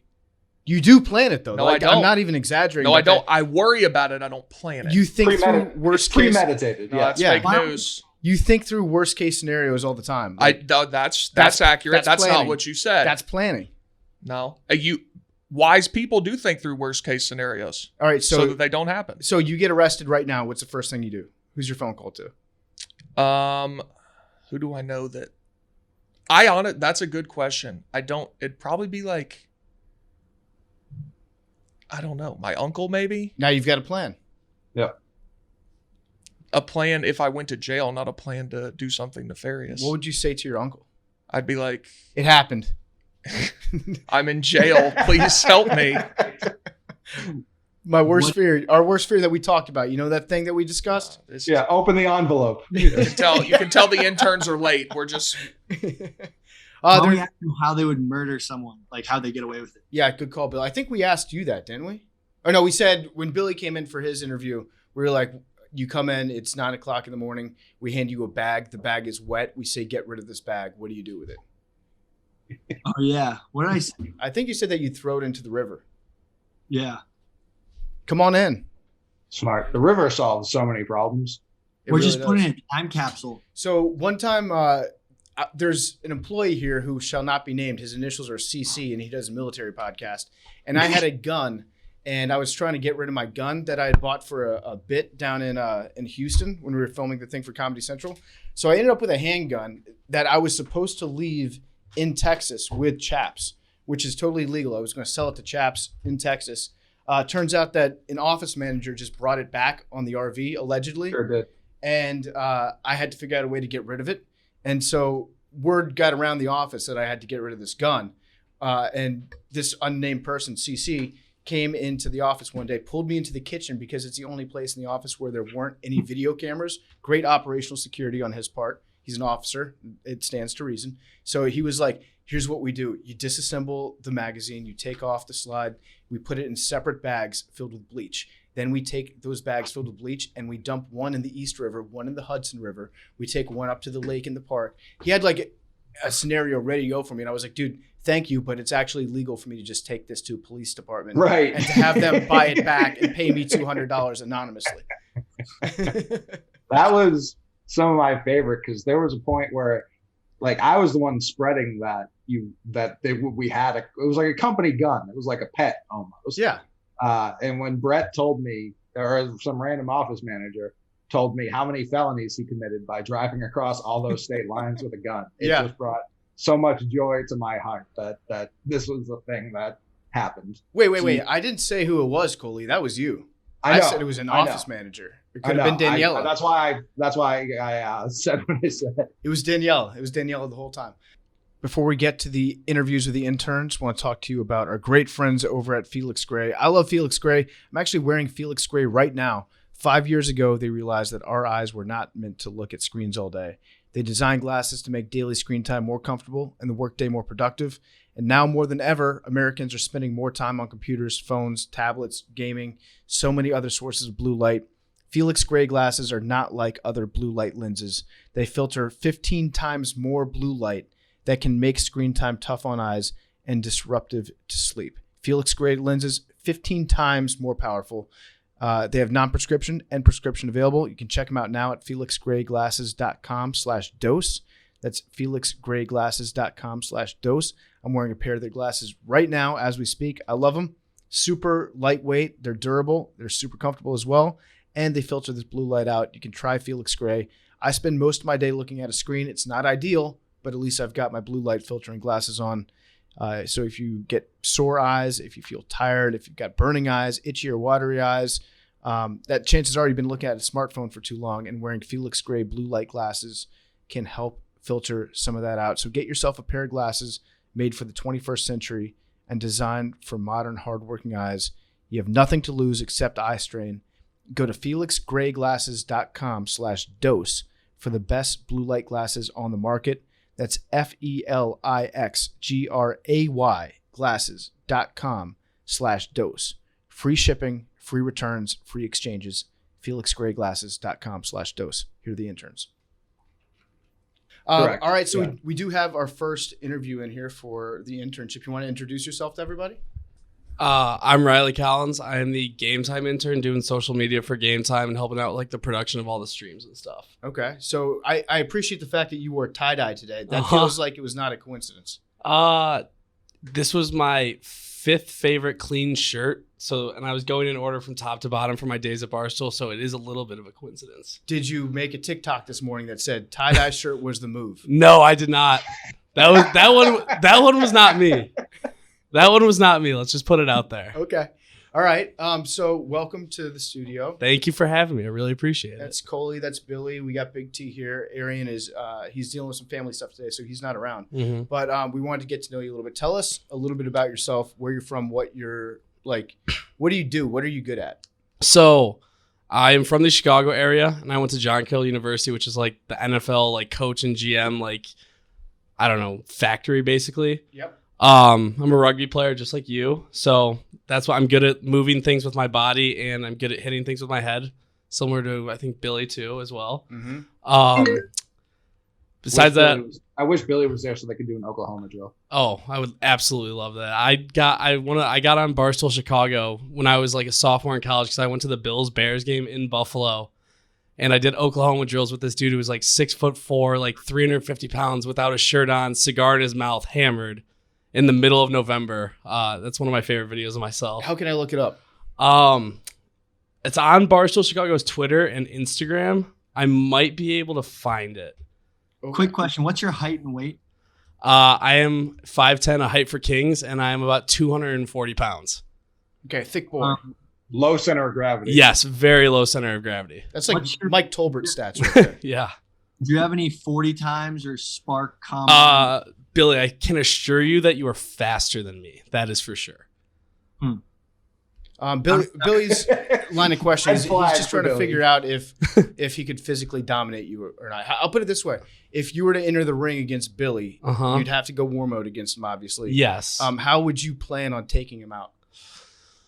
Well, it depends. Are we doing boxing or are we doing like full on MMA? MMA. Definitely go for the legs and try and get you on the ground. That's my main strategy because I know I have really short like T-Rex arms, so I'm not going to be able to reach him. So I have to get him on the ground first and then probably lose weight beforehand if we're going to go in the ring because I think I'd be really gassed. Got a cut. Yeah. Yeah. Besides that, I really don't have a strategy. I've never have. If any time I've been in like physical contact with a person, there's no strategy. It just kind of comes to you. Okay. So tell me what you're good at in terms of like what are your skills? If you were to come on as Macrodosing's intern, what would you be comfortable taking over social media? Yes. Tell me what you're good at. So the way I got into Barstool in the first place was helping out with the social medias during like the college game time tournaments, along with being a viceroy. And so I'm very good at graphic production and Photoshop. Video editing I can do my fair share of. I'm definitely way better at Photoshop, but video editing and Photoshop are probably my main two things. And that's basically, and then social media, like I post literally all day, every day. Like I'm always finding new stuff. And then I did a lot of research on conspiracy theories today in preparation for this. So Okay. I actually did make you a graphic as well. Oh. Should I show you right yeah, now? I like the initiative. Yeah. It is who should Logan Paul fight next? I don't really know if it fits in, but it was the first thing I thought of this morning. Okay. But I can tell Billy's a little bit jealous because he's like, this fucker stole my idea for the blog. All right. Who should Logan Paul fight next? Alex Jones, Mason Ramsey, Betty White, Lil Sasquatch. I would love to see Alex Jones in the ring, to be honest with you. I think that he needs to fight somebody at some point. He's got to put his money where his mouth is. And Logan Paul's probably equally as crazy as him. Maybe not equally, but he's up there in the crazy realm. I'd actually like to see Lil Sass fight Betty White. Yeah. Eddie would kick his ass. I think she probably would. I think Lil Sass he's far too polite to ever strike a 99-year-old. That's his biggest weakness. I've got a question. Uh-huh. How many pennies would fit in this room? Good question. Damn. Okay. Do I have to use okay. I'll do American penny. Okay, yeah. not the shoes. I think I'm gonna do I don't know. Do you have an answer? Can I ask that first? I'm waiting to hear yours. All right, I'm gonna go with 6 billion. That Okay. seems like a lot of pennies. Okay. That is a lot of pennies, but it's also not the smallest room. Yeah. Okay. That was supposed to test your problem-solving skills. Uh-huh. And Well, ideally, you may have asked a question like, will the room have the furniture in it, or do we take that out? see, I thought of that right after I answered. I was like, Okay. should I have the furniture in there? I might No, it's okay. It's okay. It's okay. How many pennies worth of furniture do you think is in that room? Oh, that's a good idea. Are we including like the monitors and everything, or just like wooden mounts and stuff like that? Listen, this is your problem solving. All right. I'm gonna exclude the monitors because monitors aren't furniture, and the microphones and everything, all the computers. So I'm gonna go with there's a chair, folding chair, a whiteboard, a table, 3 other chairs over here. I'm gonna go with, probably like 70,000 pennies worth. Man, no. I'm actually gonna bump that down to about. I'm gonna go with 58,000 pennies worth. No, that's a lot. Fuck. You're talking yourself out a lot of answers. Yeah, So I am. basically just pick. You're throwing math at me, and I got No. away with college without taking a math class. You just got to channel Skip Bayless and just pick something and stick with it, and you're the most correct person on earth. That's also a So good you'll idea. never be talked off it.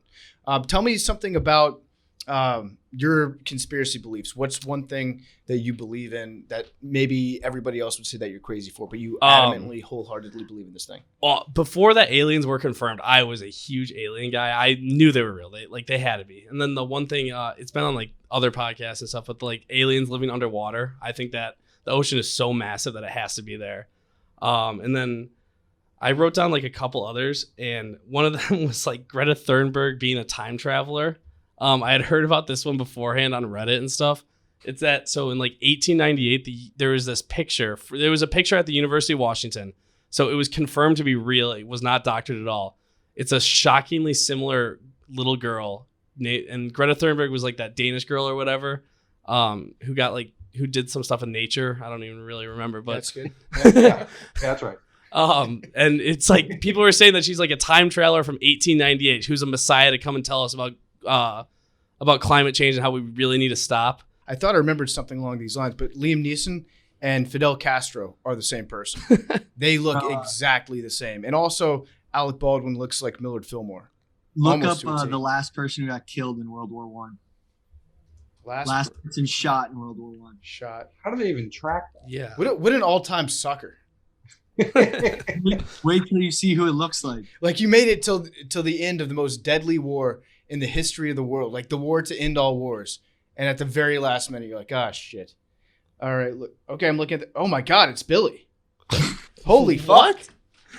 Oh my God. Billy Football died. You were the last dude shot in World War One?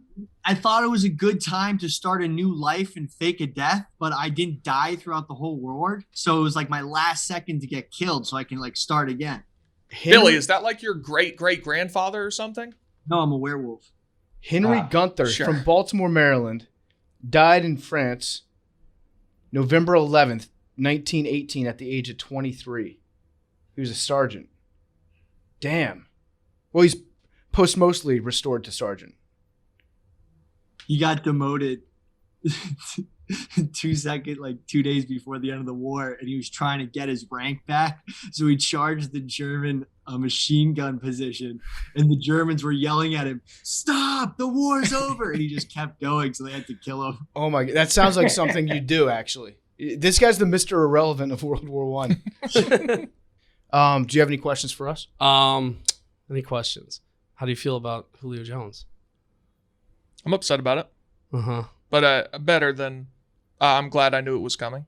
Well, I feel everyone knew it was coming, but second round pick, like that kind That's of. okay. We're not paying his salary. Okay, that's a good way to look at it. Got it off the books. Big T's rooting for the profit and loss sheet. And I'm rooting to be able to sign a rookie class and field the rest of a football team. And I think the other one would be for Billy. When can we Oklahoma when you get back? Sure. Just right out in front. Yeah. All right, I'm cool with that. That's what we're gonna do. I'll We're bring gonna cleats. Make Billy submit all of the interns. See how fast it takes him to get through the whole list. All right. Well, thank you for stopping in, Riley. Thank you guys for having me. I really appreciate it. Yeah. Should I go send somebody else? Yeah, I think Madeline might be out there. Yeah, she's next. Okay, cool. All right, thanks, guys. All right. It looks like I asked Madeline to come on at 5:10. Let's see. Oh, here she is. You ready? Yeah, ready. Welcome. Have a seat. I have my laptop. Sure. Yeah. Is it Madeline or Madeline? Madeline. Madeline. Yeah. Okay. Is that what you go by? Do you go by Madeline, Maddie? I really go by Madeline. Madeline. Mostly. Okay. So we got Billy up here. We got Coley. Hi, nice to meet you Big guys. T. Hello. So she came literally sprinting over to my desk the other day. I love this show so much. I like the passion. I do. That's good. So we're gonna ask you a few questions. See if you have any questions for us going into this. First of all, you know the topic of today's show. I did. right? I have a whole page of notes on it. Wow. Okay. What's your biggest takeaway from the LifeLog Facebook conspiracy? It's true. It's okay. So, the Coley's tweet that started the blog, I was like, oh, I don't know, like it might be a coincidence. And then I literally, I found a Vice article about it. It's crazy. So apparently, Talk to the mic, Madeline. so, There am you I go. good here? No, I just wanted to say that it's somebody besides Billy for the first time ever. So the guy, Gage, who started LifeLog, like that was his baby at DARPA, he doesn't even fucking use Facebook. Ooh. So he's like, Red flag. he doesn't trust Facebook, which leads me to believe that he knows what's going on with it. So I think it's totally true. Okay. And they have no explanation for why they canceled it. They just said it was the change in priorities, which doesn't make sense, which the change in priorities is Facebook. Yes. Okay. I did not know that about the guy that started it. That's a great bit of research. Tell us a little bit about yourself, like where you're from, what you're good at, and what you want to do for this podcast. Okay. So I know that you're a farter. You farted on the air several times on the yak. Yeah, on the yak. I did fart on the air. So I'm Madeline. I'm from Cleveland originally. So I'm a big Browns girl, big Indians girl. I went to Miami of Ohio for college. I just graduated from there. I was a viceroy there for Barstool and Chicks. So I'm doing social now for Chicks, and then hopefully Token, and then hopefully a little bit of macrodosing. Who's your favorite chick? Like in the office? Yeah, on the podcast. Are you Rhea or are you Fran Stan? I'm both. You got to pick one. No, I can't. It's my job to be both. Okay. I'm a big Erica girl. She's my boss. All right. Yeah, this is very smart. Yeah. No, I have no rank in order. I love them all equally. Okay. Yeah. All right. No, totally. But Erica is my boss. So. It's very smart not to publicly trash your boss. Yeah. Something that other people on this podcast could learn a thing or two, especially when they're dealing with Erica. Coley, you have any questions for her? What do you hope the Cleveland baseball team's name is? Oh my God. Like right off the top of my head, the Spiders, because they used to be the Spiders, it's the easy option. I don't think they're going to come up with a good name. Knowing the Indians organization and knowing the shit that they've done in the past 5 to 10 years as an organization, I can only imagine it's going to be a shitty name. I think the Spiders is their best bet just because it like goes back to history. I think it's going to be something dumb. Like even though the Spiders are like statistically the worst baseball team of all time, you're okay with bringing that back? I mean, we're not doing too well right now either, so I can't really put a lot on there. But I mean, Frankie Lindor's not doing great with the Mets, so that gives me a little bit of joy. But like, I miss him. I miss him so much. But I don't think they're gonna have a good name. I don't have a lot of trust in the faith or into that organization. But I don't think it's gonna be good. What's one conspiracy theory that you actually believe is true that everybody thinks that you're crazy for? Oh. Okay, well, it's not technically like a conspiracy theory, but I think Mormonism is like a huge cult, and it's not like it needs to be taken more seriously as a cult rather than a religion. Am I gonna get like shit posted for that? No, we do have actually I'd say 60% of our listeners are Mormons. Are you serious? They're good sports. Yeah. I'm so sorry. I just Big T was raised in the Church of Latter-day Saints. Mm-hmm. No, I thought you were like just really Christian. Yeah, I'm not a Mormon. Oh, okay. You're My okay. mistake. Yeah. No. I was raised Catholic. I went to Catholic school for 13 years. So I know a lot about like religion, and I like took a doomsday cult class in college. Doomsday cults are one of my favorite things to discuss. But I think Mormonism should be more taken seriously as a cult.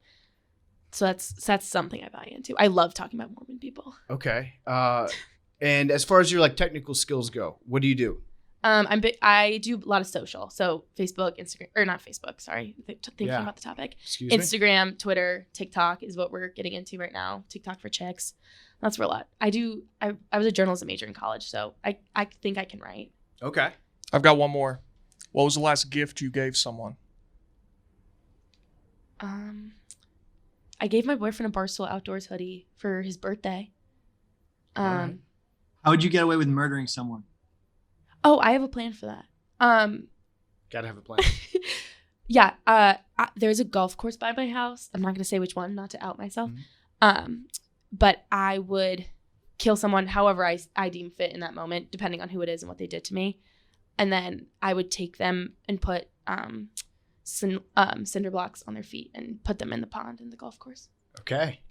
I like that you have a plan. You didn't even hesitate on that one. I was going to say that she did way better than the first kid, but now I'm terrified. Why? Big T, you should love this because now if anybody adjacent to this show dies of a murder, that's probably, we might have a new suspect numero uno. Yeah, we might need her. She'll be your fall guy for when you inevitably kill somebody. Or how far would you go for this show? So far. Would you go to jail for like cover up someone? Big T's murder? I would cover up Big T's murder. Right. I don't think I'd come off as a huge suspect. Like I think she's really thought through this. Mm-hmm. I think about it. I'm really good at holding grudges. So Who's your longest held grudge against? a kid I went to grade school with in 6th grade, he cheated off me on a Spanish test. And I still hold that to this day because I got in trouble for it. So fuck that kid. What's his name? He's not listening. Don't worry about it. Danny. Danny? Danny. Is Danny also a Mormon? No, he's Catholic. Okay, that would As am explain I. a lot. Okay. But Danny, you fucking idiot. You blew it. he cheated off me in Spanish class, and my teacher was a scary bitch, and so she like got really mad at me, and I was like, I swear to God, I didn't do anything. And I was like I still am big rule follower, like don't go against the grind or like the status quo. So I was very nervous. But I mean, and fuck that kid. Yeah, fuck him. So in addition to doing like TikTok and Twitter and whatever other social that we might need on the show, what else do you think you could bring to this podcast? I think I could be Billy's boss. Okay. Whoa. All right. Yeah. No, Whoa. I like your thought process here. So what would that entail? So I have a couple things. That I need Billy to help me with. Okay. And I know I'm just an intern, so you can turn this down, Billy. Billy doesn't even work here right now, so you're one step above him. I don't even get paid. So Billy, I know you have chickens. I would like you to bring me a dozen eggs every Monday morning.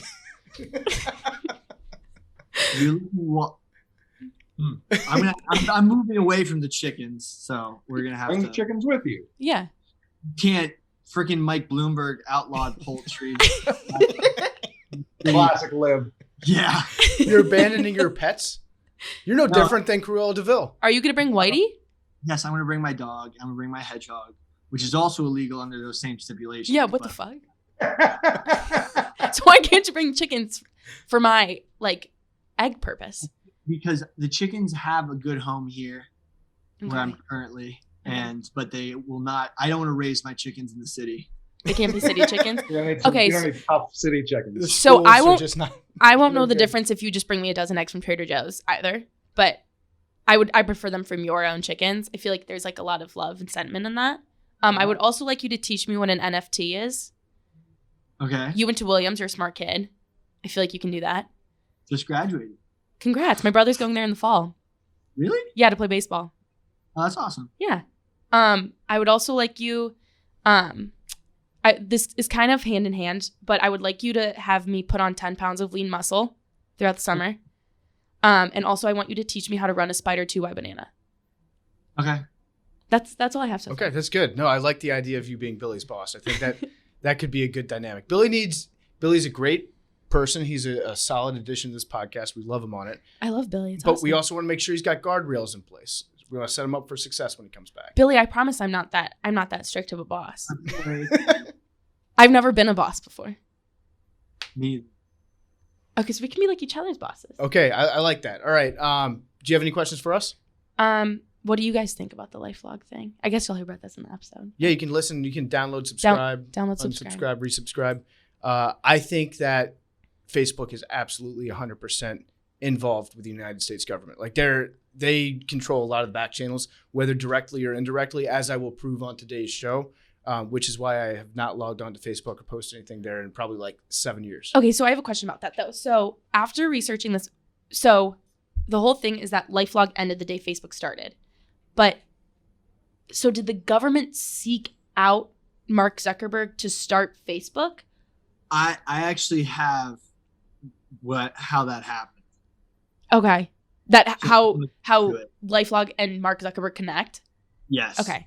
So yeah, because that's what I was confused about, because I watched a interview with Mark, and then I forget the guy's name, but he started West Match, the one for Wesleyan College. I'm just confused on how they went from LifeLog and then started Facebook, because Facebook started as the dating matchmaking service, but I feel like it's the same idea, you're giving them your data. Yeah. Should we get into it, or You can discuss it right now. What do you think? This should probably go at the end of the podcast, right? Yeah. After. So you've already covered this, Billy. So why don't you say it again? So basically, Peter Thiel had multiple government contracts with DARPA through another company that now, sorry, I don't have it up right now. It's Palantir? Palantir, exactly. And then there was many software, social media apps and software that was coming up that could be used as a front instead of this life log. So That would do the same thing? Right. So he just Okay. shopped, and most of them were looking for venture capital money. Peter Thiel came in and invested in it in order to sort of secure and swerve. It's basically none of these softwares like MySpace, Facebook would be profitable without these large government contracts. So when you're looking at IPOs, like unless they most companies don't go public until they have definite revenue streams. So like, for example, Tesla makes most of their money not off cars, but off of selling their environmental tokens, which they get from the government, to other car companies that still have fuel emissions. So it's like, it's a whole back channel of ways to make a company profitable. So Facebook was like, basically, if this is true, deemed profitable because they came from the government? Yeah, basically, it was not only was it, because think about it, besides ad revenue, there was not much profit with it. But once you find a secondary source of income, so huge government contracts, then it becomes profitable. Okay, then can I add one more thing and then I'll get out of here? Yes. So when Mark Zuckerberg like goes on trial, like in front of, what was the Congress? Yeah. So is that acting? No, that's real. That's, he's basically like Palantir basically back channeled all of Facebook's algorithms in order to give them to Cambridge Analytica, and they did what they did with it. Yeah, So, I think that Mark Zuckerberg is just he's a patsy for the situation. He's like the perfect dude that they could have found. He's basically half robot. So Right. you can program him to say whatever you want him to say. And then the people that actually run the company underneath him, they're more in tune with like all the back channels that's going on, all the money that's coming in, where they're sending the data, all the different shady stuff that they're up to. So that's why he like didn't know anything. They probably shield him from a lot of that stuff. Right. Yeah. I feel like at this point he's like a figurehead. He's like Queen Elizabeth. Yeah, they're like, just go do stand-up paddling with your girlfriend 6 times a week. And then, once every 3 months, we're going to call you in front of Congress. Yeah, did they freeze for you? yeah. Are you guys frozen? Can you hear us? All right. Can you hear us at all? Oh, not. Billy's frozen with a very funny. At least his nose is straightforward this time and not to the side. All right, Madeline, thank you for stopping by. Thank you for having me. We'll let you know. Yeah, let me know. Anything else from us? No, I got nothing. Okay. Okay. Cool. Thanks, guys. Great to meet you. Can you grab, is it Sahar? Sahar. Can you grab Sahar for I us? can grab Sahar. Thank you, guys. All right, we have Zahar in here. Did I pronounce your name correctly? Yeah, Sahar. Zahar, welcome. You are working also on chicks. Yeah. Who's your favorite chick? Who's my favorite chick? Yeah, that you work with here. Between Fran and Rhea. Because there's only 2 chicks in the office. No, I mean, it's on I haven't met them yet, so. Oh, you haven't? No, I haven't met them. Are they being big time divas on you? No. They work mostly with just chicks in the office, and then chicks is a separate brand. Okay, gotcha. Yeah. Because Madeline told us who her favorite one was. Oh, yeah? Yeah. What'd she say? I can't tell you that. Oh, You no? have to tell us who your favorite Secret? chick is first. Yeah. I can't tell. I mean, I like Rhea's style, so maybe I'll say Rhea. I don't know. Okay. You didn't But say they both Erica. seem sweet. What? You didn't say Erica. Erica? Yeah. The boss, CEO. Yeah, the boss. Yeah. So tell us a little bit about where you're from, what you do. I'm from Palm Beach, Florida. I go to school in Miami. Right now I'm working with the Chicks brand, and I help with the Vice Red program. Okay. And do you listen to the show? Yeah, I do listen to the show. Who's your favorite So, person on this podcast? You. That's a smart answer, but I don't think that it's true. You don't think it's true? Why? I don't know. I think that you didn't say Actually, I have to- Erica. I have to be honest. I haven't listened to the show very much, Okay. but I've listened to a few episodes. Yeah. You listened to the bottled water one. Yeah. And you had an interesting theory. Tell us about that theory.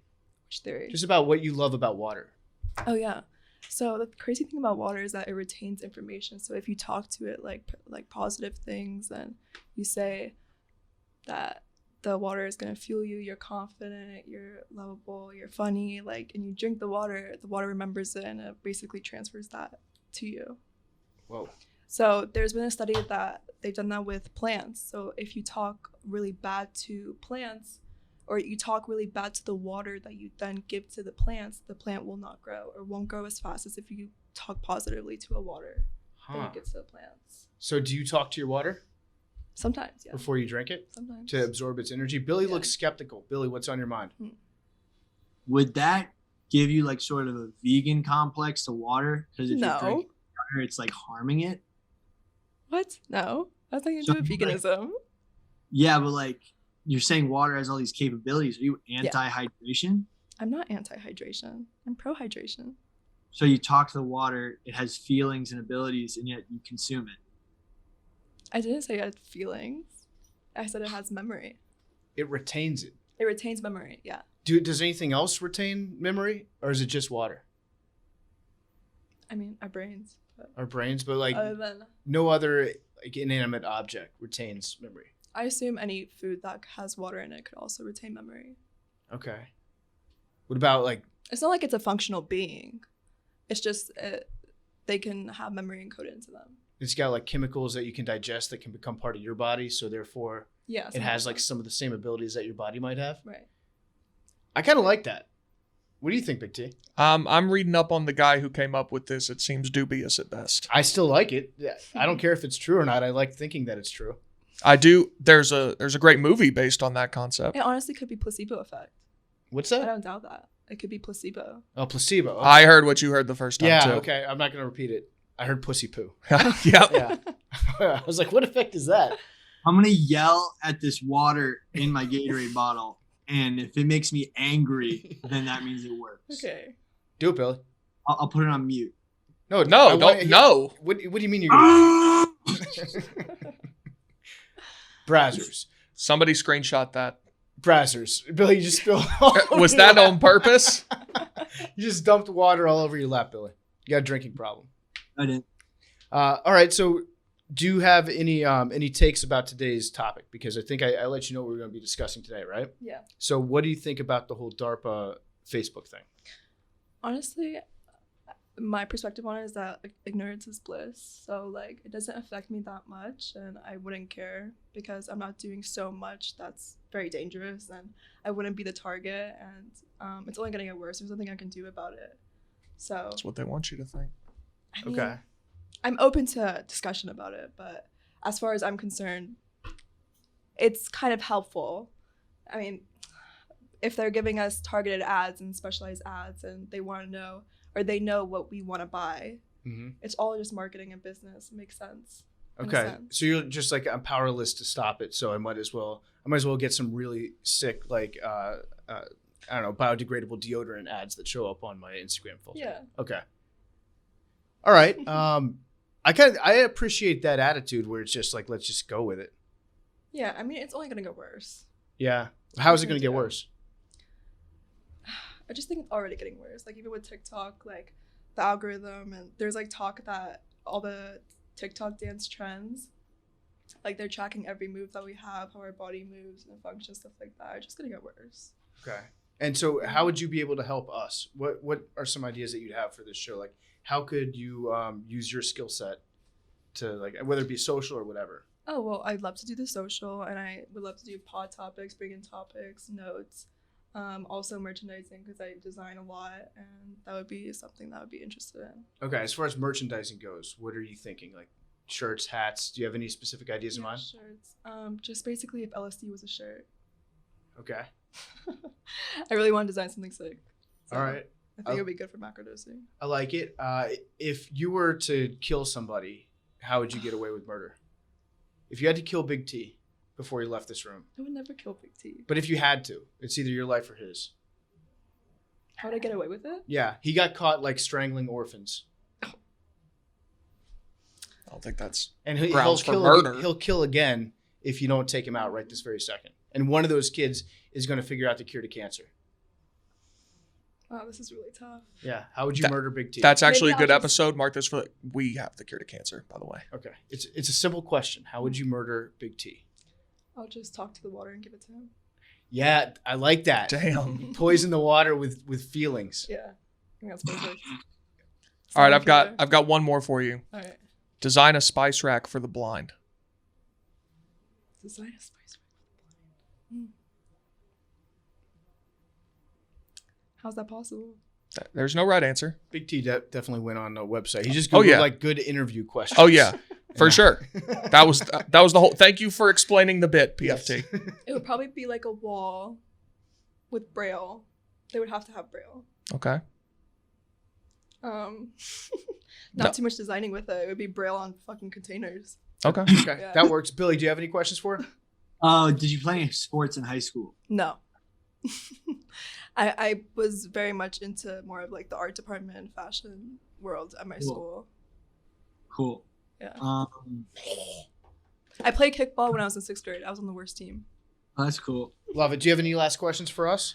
No, I don't have any questions. Okay. All right. What are some of the other topics? Did you have other topics for the podcast?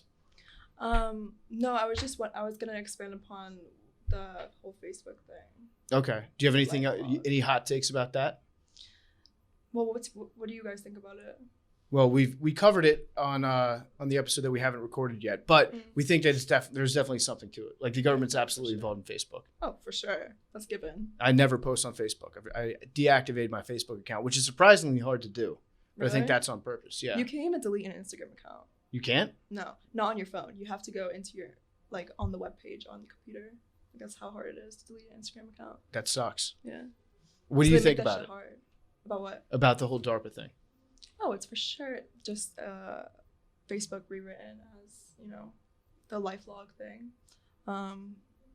It's so obvious, but it's so crazy to me how they even called it lifelog to begin with and expected people to join that. Yeah. Given that it's such a high, it was created at such a high level. What did they think like people were gonna do? Join something called lifelog? Like it literally said it plain out. And how the civil libertarians didn't come out when Facebook was made. But it's the same thing. They disguised it very well. They did. It's easier if it's like a civilian thing. Right. Where you're giving it to them for free as Right. opposed to the government telling you. Okay. Yeah. Cool. Well, thank you, Sahar. Yes. Sahar? Yeah. Sahar. Okay. It was Of course. lovely to meet you. Good luck too. with everything. Thank you, We will be guys. back in touch and let you know what direction we're going with. We got to do a little powwow here at the end of the episode and course. let you know. But thank you. Thank you. So Tyler Miller. Mhm. Tyler, where are you from? Tell us a little bit about yourself. Just outside Worcester, a town called Uxbridge. So it's like a really small town on the Rhode Island border. Uh-huh. Yeah. I like the fact already that you've got a better New England accent than Coley does. I don't think that's true, but Yeah, that's good.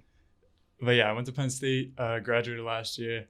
I thought this was getting recorded in the other room, so I walked in there and Brandon gave me a look. Definitely realized it was in the wrong room, so I'm happy I'm in this one now. Did he yell at you? No, I think he was in the middle of an interview, but like he gave me a look. I'm like, I'm definitely not in the right spot. He would have yelled at you if there wasn't somebody else on the other end of there. Yeah, I'm waiting. We'll see what happens when we get out of the room, but like that was an accident. Yeah, it's okay. Brandon hates everybody, so Hey. don't worry about it. We're here to. So we got Billy and Big T. They got some questions for you, but first I wanted to know what did you do any research into the DARPA Facebook thing? Yeah, I read Coley's blog too, and I'm on his side because like it makes everything so much easier. Oh, these kids, man. Everything is so much easier, and by the fact that like if you have a phone or like an Alexa at your house, that's gonna listen to you no matter what. Because if you say "Hey Siri" or "Hey Alexa," it just conveniently turns on. I'm like, why if you say those words, it's not gonna pick up on anything else? Like it's just waiting to hear Siri or Alexa to actually like, oh, I'm listening. It's listening the whole time. So it's like passive listening, but it's always on. Yeah. Okay, But- so you think that the DARPA program LifeLog just turned into Facebook right afterwards? Yeah, I mean Zuckerberg is getting a lot of credit for this Facebook stuff. I think he just stole a blueprint. Yeah, I can appreciate that. Billy, you just rolled your eyes. What's up? Oh, it's funny because we had this debate about Alexa at the end of the show. I forget, was it? We've done it a couple times. It was the artificial intelligence one. Yeah, artificial intelligence. And I had to take like, yeah, man, we're so entrenched. It's like if you're avoiding it, you're just gonna have ruining your life. Yeah, there's no So- avoiding it. Like kids when they're like 2 years old, before they learn how to like talk, have an iPad. So Yeah. they're only gonna be. It's like you're gonna evolve into that type of life now. Yeah, Bill, I forgot that your take on it was essentially identical to Sahar's, which is just like let it happen, let the Yeah. technology wash over you. Are you in the mode of like if it's fight or flight? Are you just like going along for the ride right now? Are you actively taking measures to reduce your technological footprint? There's nothing we can do. Like you just have to like rock with it and roll with it because we know about it, but we're not gonna do anything about it. Really, we're just gonna Yeah. talk about it like this, and then we're just gonna have to live with it. All right. So what's your background? What technical specialties do you do? What are you doing here at Barstool this summer? So I'm helping with $1 million worth of game social, and I got hired for production, like video production, but I'm doing like a lot more social than like filming and all that stuff. So I'm just a good like video editor, know how to make merchandise, and I don't know, I'm just up to date with most Barstool stuff. So Okay. All right, Connor, you got anything? Yeah, what's the color of money? it's got to be green. Pretty limited worldview there. I'm not a big coin guy. Well, I mean, money's different colors in different countries. Well, The ideal candidate might have said it depends on the country, but that's okay. I mean, money is green here in this country. What about gold? Well, that it depends if you view that as well. A candidate might have said that as well. Mm-hmm. But I mean, it is green.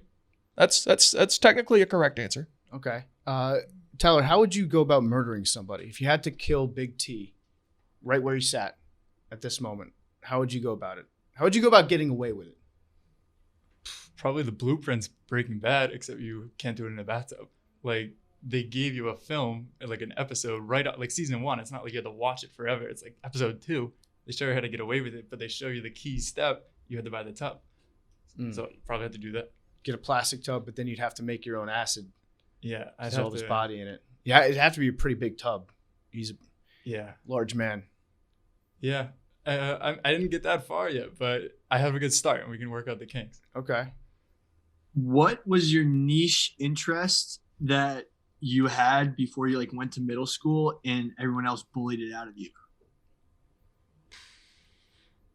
Probably me and my friend used to draw like comic strips, but you'd fold up a piece of paper like 8 times. You can unfold it and be like a book. And reading was for nerds, so I stopped doing that.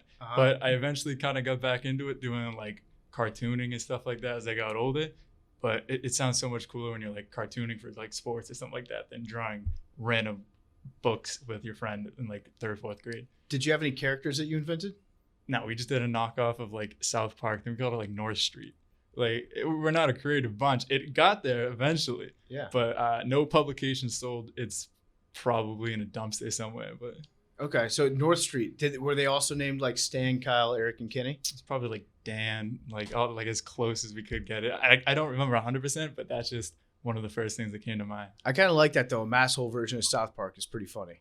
Yeah, it probably wasn't. It was probably funny in our heads, but if someone ever read it, they'd probably be a little terrified. I'd say. I guess I'm good. Do you guys have any more questions? I think that's it. Billy, All set. we're good. Cool. All right. Perfect. Well, thank you, Tyler. Yeah, appreciate it. Take care, and we're gonna let you know tomorrow who we're gonna bring on here as the macrodosing intern. Sounds good. Appreciate it, man. Thank you. See ya. All right. Well, I do like his voice. I think he'd be really helpful for the podcast. Like to have him, like it sounds like he's got a video production thing that he wants to get going. Yeah, like I think he'd be, if we like to help Avery with production stuff, and he can draw too, so he can probably design us stuff if Triggs is. Okay, so I think I like Madeline the most still. Yeah, from the interviews, I mean, I like her energy, for this show. Angie said she was like by far the most excited to do it too. Yes, by far, because she listens to every great. show. Yeah, she'd be great on the podcast. Well, she'd be good like off the side occasionally on the podcast, and I think that she's also got a design background. Yeah. So, and she said that she did video editing too. Oh, perfect. Yeah. So my vote is for her. I agree. You agree, Billy? I'm down with her. You just don't like the fact that she alphaed you. No, I don't care about that. I think it'll be a great dynamic for the show, but yeah. So we're all in agreement? Okay. Yeah, I think we'll ask Madeline if she wants to do it. All right. Welcome to the pod, Madeline. What if she told us no? Tentatively. What if she said no? She's like, I don't think I can manage Billy. He's way tougher to communicate with in person than I thought. That would actually be a sick prank if you were an intern and you were like, PFT, I love this show. I really want to do this. Come in, kill the interview, and then be like, no. Yeah, it would be. I would respect it. It would make us honestly like demand that you work on it. Like if any of these interns, if we selected them and they alphaed us and they said no, thank you, I'd be like, that's the person that needs to be on the show. Yeah. Treat us like mud will stick to you, or treat us like dirt will stick to you like mud.